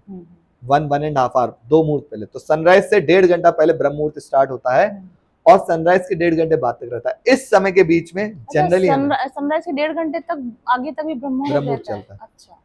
तो इस समय के अंदर में मुझे मतलब ब्रह्म मुहूर्त तो इधर आ गया, ये जो ऊपर का ये जो समय, ये बहुत, हाँ ये बहुत इंपॉर्टेंट है। हाँ, इस समय में ब्रह्म मुहूर्त में ब्रह्म रंध्र जो होते हैं वो सब ओपन हो जाते हैं बॉडी। उस समय आप जो कुछ भी करेंगे वो डायरेक्टली आपके चित्त पे लगता है। इसलिए आप ब्रह्म मुहूर्त में उठ करके जप कीजिए, बेस्ट। एक ही शॉट में जप कीजिए। अच्छा। अगर 16 वाला जो एक ही शॉट में करे एक साथ, तो बहुत ही वंडरफुल इफेक्ट करेगा। देन है, चूंकि ये दिव्य मंत्रा है, ये ट्रांसेंडेंटल साउंड वाइब्रेशन है, तो जब दिव्य ध्वनि जब ये हमारे कान में जाती है तो इफेक्ट करती है। तो इसलिए इसको हम बोलते हैं ये साउंड मेडिटेशन है। तो जब भी आप जप करते हो उसको अच्छे से सुनिए, हर एक वर्ड को अच्छे से सुनिए। यस, जोर से बोल के, जोर से भी नहीं, आप इतना बोलिए कि आपके कान तक पहुंच जाए, आपको सुनाई दे। हरे कृष्ण कृष्ण कृष्ण हरे हरे, हरे राम राम राम हरे। और आप केवल इतना भी करते हैं, है ना, आप रेगुलरली जब कीजिए। कई बार बोलते हैं प्रभु जी जब हम जप करते तो हमारे आसपास वालों की नींद खराब हो जाएगी। नहीं खराब होगी, आप बहुत स्लो जप कीजिए, बस आपके कान तक आवाज पहुंच जाए, इतना आप जप कीजिए। और अगर आप सुबह करते हैं ब्रह्म मुहूर्त में, आप 16 वाला एक साथ करते हैं और आप साउंड मेडिटेशन अच्छे सुनते हैं, आप मशीन की तरह भागते नहीं है ना, कि आप कोई मंत्र छोड़ नहीं देते हैं, हरे कृष्णा राम राम हरे हरे, हरे कृष्णा राम राम हरे हरे, ऐसे नहीं करते। आप एक एक वर्ड को बहुत अच्छे से सुनते हैं। तो शीला प्रभुपाद जी बोलते हैं 12 साल के अंदर ये हुआ ना कुछ, मैंने कहा ना कैलकुलेशन 12 साल, मिनिमम 12 साल आप अगर ऐसा कर दें तो आपकी बातें सत्य होने लग जाती हैं। हाँ, और अगर आपने 50 साल तक कर दिया, कंफर्म है आप वो दाम तो पक्का निकल जाएंगे आप, इसमें कोई दो राय नहीं है। तो ये भी बहुत बड़ी बात है कि हमारे पास, मैं तो 50 साल भी बहुत बोल रहे हैं हम तो, आप बस करना स्टार्ट कर दीजिए। गुरु के पास इतनी पावर है कि आज 5 दिन में भी अगर मेरी मृत्यु हो गई तो गुरु मुझे 5 दिन में भगवत धाम लेके जा सकते हैं।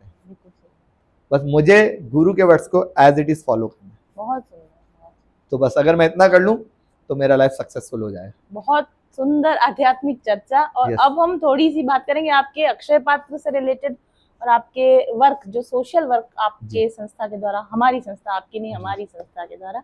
तो हमारा जो ये हरे कृष्णा मूवमेंट है, वैदिक संस्कृति को, सनातन संस्कृति को किस तरीके से पुनर्जीवित करने का प्रयास कर रहा है। तो आप देखें हरे कृष्णा मंदिर समाज के लिए क्या क्या काम कर रहा है। अगर हम देखें वैदिक सभ्यता को वापस से पुनर्जीवित करना है, तो वैदिक सभ्यता में सबसे इंपॉर्टेंट है वेदों को लेकर के आना। तो उसके लिए श्रीमद् भागवत, भगवत गीता, चैतन्य चरितामृत, ऐसे सभी ग्रंथों का वाइडली स्प्रेड, बहुत प्रचार हो रहा है पूरे वर्ल्ड में। अगर आप देखेंगे तो भगवत गीता और भागवत को बांटा जा रहा है। तो आज जितने भी लोग चेंज हुए हैं, आज जो लोग समझे हैं सनातन को, तो हम ये बोलें कि ये हरे कृष्णा मंदिर या हरे कृष्णा मूवमेंट नहीं है, ये सनातन की विचारधारा है। हाँ, सही बात। ये हरे कृष्णा मंदिर की विचारधारा नहीं है, सनातन की विचारधारा है।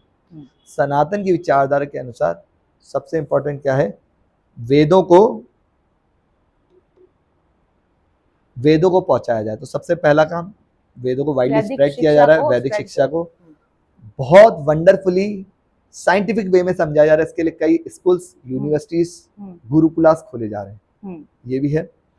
इसके अलावा वैदिक काल में अगर आप देखें तो गायों को सबसे महत्वपूर्ण माना जाता है। तो गौशाला, गौ सेवा, गौ फार्म, ये सब स्टार्ट हो रहा है। खेती आज जो हम देख रहे हैं, आज सब तरफ देखिए तो आप आज सब कुछ रासायनिक उर्वरकों से बनाया जा रहा है, जिससे कि एज कम हो रहा है, बीमारियां बढ़ रही हैं। तो इसीलिए हमने ऑर्गेनिक फार्मिंग ये स्टार्ट किया है। बहुत सारे लोगों को इसमें एम्प्लॉयमेंट मिल रहा है ना? अब देखिए अक्षय पात्रा, क्योंकि पूरे इंडिया के लेवल पर, और अब देखें हम वर्ल्ड के लेवल पर भी, क्योंकि अब हमने लंदन में और दूसरी जगहों पे फीड करना स्टार्ट कर दिया है। तो केवल इंडिया के अंदर रेगुलरली मिनिमम 20 लाख स्टूडेंट्स को फीड होता है अक्षय पात्र के थ्रू, जिसमें उनको एक सात्विक मील पहुंचता है। तो ये स्कूल्स में जाता है? ये स्कूल्स में जाता है। मिड डे मील प्रोग्राम है, गवर्नमेंट के साथ टाई अप है अपना, और गवर्नमेंट के साथ में 40-60 का रेशियो चलता है, जिसमें पीपीपी रिलेशनशिप है, पब्लिक प्राइवेट पार्टनरशिप है। सो ये जो रिलेशनशिप है, इसके अनुसार गवर्नमेंट अपना ग्रेन्स और कुछ चीजें प्रोवाइड करती है, और उसके अलावा जितना भी है वो सब डिवोटीज जो है, मैन पावर और जो उनका सैलरीज, वो सब डिवोटीज फंड जनरेट करते हैं। जो भी अंदर मिशनरीज हैं वो सब फंड जनरेट करते हैं, आप सब लोगों से ही, वेल विशर्स जो हैं। तो एक्चुअल में कहा जाए तो अक्षय पात्र कौन चला रहा है? ये सब भगवान चला रहे हैं, आप सबके थ्रू चला रहे हैं, है ना? आप सबके थ्रू चला रहे हैं, क्योंकि एक्चुअल में अगर लोग ही सपोर्ट ना करें, लोगों का सपोर्ट बहुत महत्वपूर्ण है। ये चीज लोगों तक पहुंचनी बहुत जरूरी है, क्योंकि लोगों को क्या लगता है इस्कॉन और हरे कृष्णा क्या है, तो नाचते कूदते रहते हैं। पर ये बहुत मुझे पता है कि आप लोग जो मतलब सोसाइटी में जो काम करें ना, ये बहुत बड़ा योगदान है। अभी कोरोना काल में जो अक्षय पात्र ने जो करके दिया, जिस तरीके से स्कूल्स, आप लोग जो वैदिक स्कूल चल रहे हैं, तो मैं चाहती हूँ कि लोग जाने कि हरे कृष्णा एक्चुअल में सोसाइटी में किस तरीके का चेंज ला रहा है। सो अगर आप कोरोना में ही देखें, 16 करोड़ लगभग फूड पैकेट्स बांटे गए कोरोना के अंदर। आपदा राहत सामग्री अगर आप देखें, कोई सी भी आपदा आती है, कोई भी प्रॉब्लम्स आती है, उसमें अक्षय पात्रा, हरे कृष्णा मंदिर, इस्कॉन, ये सब बहुत अच्छे से फीड करते हैं। तो एक्चुअली अगर हम देखें तो समाज के लिए जब मंदिर हम लेकर के आते हैं, तो मंदिर में कहीं पर भी मैं और मेरा घर नहीं होता, मैं और मेरी बीवी, मेरे बच्चे नहीं होते, अब वो समाज के लिए हो गया। तो जो भी लोग मंदिर से जुड़े हो, समाज को सपोर्ट करें। मंदिर एक तरह की समाज सेवी संस्था की तरह काम कर रही है। मंदिर एक्चुअल में समाज सेवी संस्था है। इवन अगर आप अभी भी देखें, अभी भी अपने हरे कृष्णा मंदिर उदयपुर से डेली करीबन 1000 लोगों को, जो गरीब हैं या जिन लोगों के पास खाने के लिए कुछ भी नहीं, उन लोगों को खिचड़ी अन्नदान डिस्ट्रीब्यूशन करना स्टार्ट किया है। तो वो डेली अभी हम कर रहे हैं, और पिछले कई महीनों के अंदर ही लाखों लोगों को हम टच कर चुके हैं। तो अन्नदान सेवा चल रहा है। देन आप इसके बाद में देखेंगे कि जो यूथ है, जो आज गलत डायरेक्शन में जा रहा है, उन लोगों को भी अच्छा प्रसाद प्रोवाइड करवाना, वो भी अक्षय पात्र कर रहा है। तो हम बहुत सारी एक्टिविटीज कर रहे हैं हरे कृष्णा मंदिर के थ्रू। एक्चुअली अगर आप देखें, अक्षय पात्रा जो है वो हरे कृष्णा मंदिर इस्कॉन बैंगलोर का एक डॉटर ब्रांच है ना? तो ये भी इसका एक पार्ट है। तो उसमें ये सभी एक्टिविटीज हो रही है। तो जब आप हरे कृष्णा से जुड़ते हैं, तो सिर्फ आप भक्ति से नहीं जुड़ते, आप समाज से जुड़ते हैं, आप ज्ञान, सनातन संस्कृति से जुड़ते हैं, सनातन ज्ञान से जुड़ते हैं, और एक सही दिशा में जीवन कैसे जिया जाता है वो जीना सीखते हैं आप। बिल्कुल सही।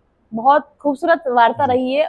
अब मेरे दर्शकों के लिए लास्ट आप क्या कहना चाहेंगे घर के वातावरण को और आने वाली पीढ़ी को?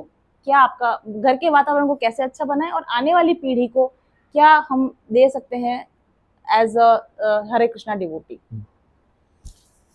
बहुत इम्पोर्टेंट है आज के सिविलाइजेशन को ऑब्जर्व करना। आज हम देख रहे हैं सब तरफ प्रॉब्लम्स बढ़ते जा रहे हैं। बहुत हमें लग रहा है जैसे जैसे हमने सोचा जैसे जैसे हम एडवांस करेंगे, वैसे वैसे सुख बढ़ेगा, प्रॉब्लम्स कम होगी और सुख बढ़ेगा। हमने देखा जैसे जैसे हम एडवांस होते जा रहे हैं, हमारे दुख बढ़ते जा रहे हैं, प्रॉब्लम्स बढ़ती जा रही हैं। तो कहने के लिए जीडीपी रेट बढ़ रहा है, लेकिन हॉस्पिटल्स में बेड्स भी बढ़ रहे हैं, है ना? तो क्या ये हमारे सिविलाइजेशन का एडवांसमेंट है? नहीं, ये हमारे सिविलाइजेशन का डिग्रेडेशन है। अगर बीमारी खत्म हो तो मैं बोलूं प्रगति हो रही है, लेकिन बीमारियां बढ़ रही हैं और सीवियर होती जा रही हैं। और हम देख रहे हैं ये शारीरिक लेवल पर, मानसिक लेवल पर, आध्यात्मिक सब लेवल पर हम देख रहे हैं प्रॉब्लम बढ़ ही रही है, घट नहीं रही है। तो पहले ऑब्जर्व किया जाए कि क्या जो हम कर रहे हैं ये हम सोसाइटी का फायदा करें, हम ये सोसाइटी को एक्सप्लॉइट कर रहे हैं। ये ऑब्जर्व करना। आज के हम भाग दौड़ भरी जिंदगी में हम इतने ज्यादा मूर्ख हो गए हैं, या इतना ज्यादा भूल गए हैं कि एक्चुअली जो सुख है वो बाहरी एमिनिटीज से नहीं आता है, बाहरी दिखावे से नहीं आता है, वो अंदर से आता है। और अंदर से सुख अगर आप लेना चाहते हैं तो आपको अपने आप से जुड़ना बहुत जरूरी है। अपने आप से जुड़ना, अपने आप से जुड़ना बहुत जरूरी है। हम दुनिया से जुड़ने की कोशिश करें, हम सोशल नेटवर्किंग साइट्स बना रहे हैं जहाँ हम यूट्यूब से, इंस्टाग्राम से, टेलीग्राम से, हम पूरी दुनिया से जुड़ रहे हैं, लेकिन हम अपने आप से नहीं जुड़ पा रहे, हम हमारे समाज से नहीं जुड़ पा रहे, हम हमारे पास वाले घर के पर्सन को नहीं जानते, हम मीडिया में इतना ज्यादा खो गए। फैमिली के रिलेशन Yes. खत्म हो गए। एक ही घर के अंदर अगर आप देखें तो मदर के पास में, फादर के पास में, बच्चों का सबका अलग मोबाइल है, सब बिल्कुल अलग, एक ही रूम में बैठे हुए सब अपना अपना मोबाइल चलाते हैं। सब टूट गई है। तो ये न्यूक्लियर फैमिली, ये हमारे सिविलाइजेशन के एडवांसमेंट की देन है। तो अगर हम ऑब्जर्व करें तो हम देखें हमारी प्रॉब्लम बड़ी है, घटी नहीं है। तो अगर मुझसे कोई पूछता है एक्चुअल में कि आप क्या देना चाहते हैं, तो मैं यही चाहता हूँ सोसाइटी को, केवल मैं यही मंत्र देना चाहता हूँ कि जितना ज़्यादा आप अपने रूट्स से जुड़ेंगे उतना ज़्यादा आप खुश रहेंगे। हमारी रूट्स क्या है? हमारा सनातन कल्चर, हमारी जड़ें हैं। जब तक जड़ मजबूत नहीं है, नींव मजबूत नहीं है, तब तक कोई भी बिल्डिंग खड़ा नहीं हो सकता। अभी दिक्कत क्या है? हम नींव को मजबूत नहीं कर रहे, हम दुनिया को दिखावे में हम बिल्डिंग अच्छी बना रहे हैं, लेकिन नींव अच्छी नहीं बना रहे। तो बोलते हैं अगर it is called wealth is lost, nothing is lost, health is lost, something is lost, but character is lost, everything is lost. तो आज हम देख रहे हैं, हमने हेल्थ में भी वेल्थ हमने बना ली हो, लेकिन हेल्थ में हम सब नीचे आ चुके हैं, समथिंग तो लॉस्ट हो ही चुका है, और कैरेक्टर तो पूरा ही हमारा खत्म हो चुका है ना? तो everything is lost. So actually हमारा फाउंडेशन ही कमजोर है, तो बिल्डिंग नहीं बन सकती। तो फाउंडेशन को उठाइए, और फाउंडेशन के लिए आपको रूट से जुड़ने की जरूरत है, जड़ से जुड़ने की जरूरत है, और जड़ है हमारे वैदिक शास्त्र और भगवान से जुड़ना, सनातन से जुड़ना, भगवान के नाम से जुड़ना। अगर आप इससे जुड़ जाएंगे तो आपके लाइफ के सभी प्रॉब्लम्स को आप बहुत इमीडिएटली खत्म कर सकते हैं। को पानी दे देंगे, फिर पौधे के लिए कुछ ज्यादा देखभाल बिल्कुल करने की बिल्कुल जरूरत सही। नहीं पड़ेगी। तो कहते हैं ग्रहे ताको वने थाको, हरे कृष्णा बोले डाको। आप कहीं पर भी हैं, है ना? अगर आप घर में हैं तो भी आप हरे कृष्णा के थ्रू सुखी हो सकते हैं, अगर आप वन में हैं तो भी हरे कृष्णा के थ्रू सुखी हो सकते हैं, है ना? आप कहीं पर भी हैं, है ना? अगर आप सुदामा को देखें तो अगर उनके पास महल है तो भी वो सुखी होंगे, और अगर उनके पास में झोपड़ी है तो भी वो सुखी होंगे। वो एक पेड़ के नीचे भी सुखी, क्योंकि वो सनातन से जुड़े हैं, वो भगवान से जुड़े हैं, है ना?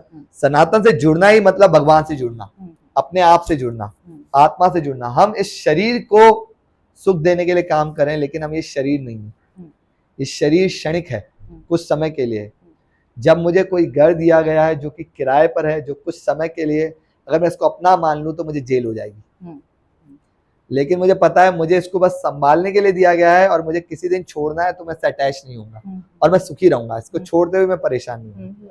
इसी तरीके से ये शरीर जो है, ये मुझे दिया गया है, मैं इसमें किराए पर रह रहा हूँ, लेकिन मगर अगर इसको अपना मानने लग जाऊं, मैं सब इसी के लिए ही करने लगता हूँ, और मैं इसको परमानेंट मानने लग जाऊं, तो मैं दुखी हो जाऊंगा। फिर मुझे मौत से भी डर होगा, फिर मुझे बीमारी से भी डर होगा। लेकिन जब मुझे पता है कि ये, मुझे बुढ़ापे से भी डर होगा, लेकिन जब मुझे पता है कि ये, मैं ये नहीं हूं, मैं इसके अंदर बैठा हुआ देही हूं, देहिनो अस्मिन यथा देह, मैं इस देह के अंदर जो आत्मा बैठा है मैं वो हूं। जब मैं उसको जानूंगा और मैं उसके लिए वर्क करूंगा तो मैं एक्चुअल में खुश हो पाऊंगा, अदर मैं हमेशा दुखी रहूंगा। तोते को फीड करना जरूरी है, पिंजरे को साफ करना जरूरी नहीं है ज्यादा। पिंजरे को भी साफ करना भी जरूरी है, उससे ज्यादा जरूरी तोते को फीड करना भी है। हम तोते की देखभाल नहीं कर रहे, हम पिंजरे को सजाने में लगे हैं, तो क्या हो रहा है? तोते की मृत्यु हो जाती है और पिंजरा भी कोई काम का नहीं तो हम डिससेटिस्फाइड रहते हैं, हम हमेशा डिससेटिस्फाइड रहते हैं। हम शरीर के पीछे इतने पागल हो गए कि हम आत्मा को फीड नहीं कर पा रहे, और हम और ज्यादा असंतुष्ट हो रहे हैं। तो इम्पोर्टेंट ये, सनातन से जुड़िए। सनातन से जुड़ेंगे तो आप अपने आप से जुड़ेंगे, आप भगवान से जुड़ेंगे, और आप परफेक्टली खुश रह पाएंगे। ब्यूटीफुल। तो ये हमारा हैप्पीनेस मंत्र है। यस, हैप्पीनेस मंत्र क्या है? शीला प्रभुपाद बोलते हैं chant and be happy. Yes, obvious. Chant, dance and be happy. तो आज के पूरे पॉडकास्ट का जो मंत्र है वो ये है, chant and be happy. Chant, dance, take prasadam and be happy. Very nice. बहुत बहुत बहुत thank you very much. Hare Krishna. आप सबको बहुत बहुत धन्यवाद, आपका भी बहुत बहुत धन्यवाद। और मैं फिर से जल्दी कोशिश करूंगी कि हम इस वार्ता को नेक्स्ट पॉडकास्ट में जारी रख सकें। जी जी, जरूर जरूर। बहुत अच्छा लगा आपसे। हरे कृष्ण। हरे कृष्ण।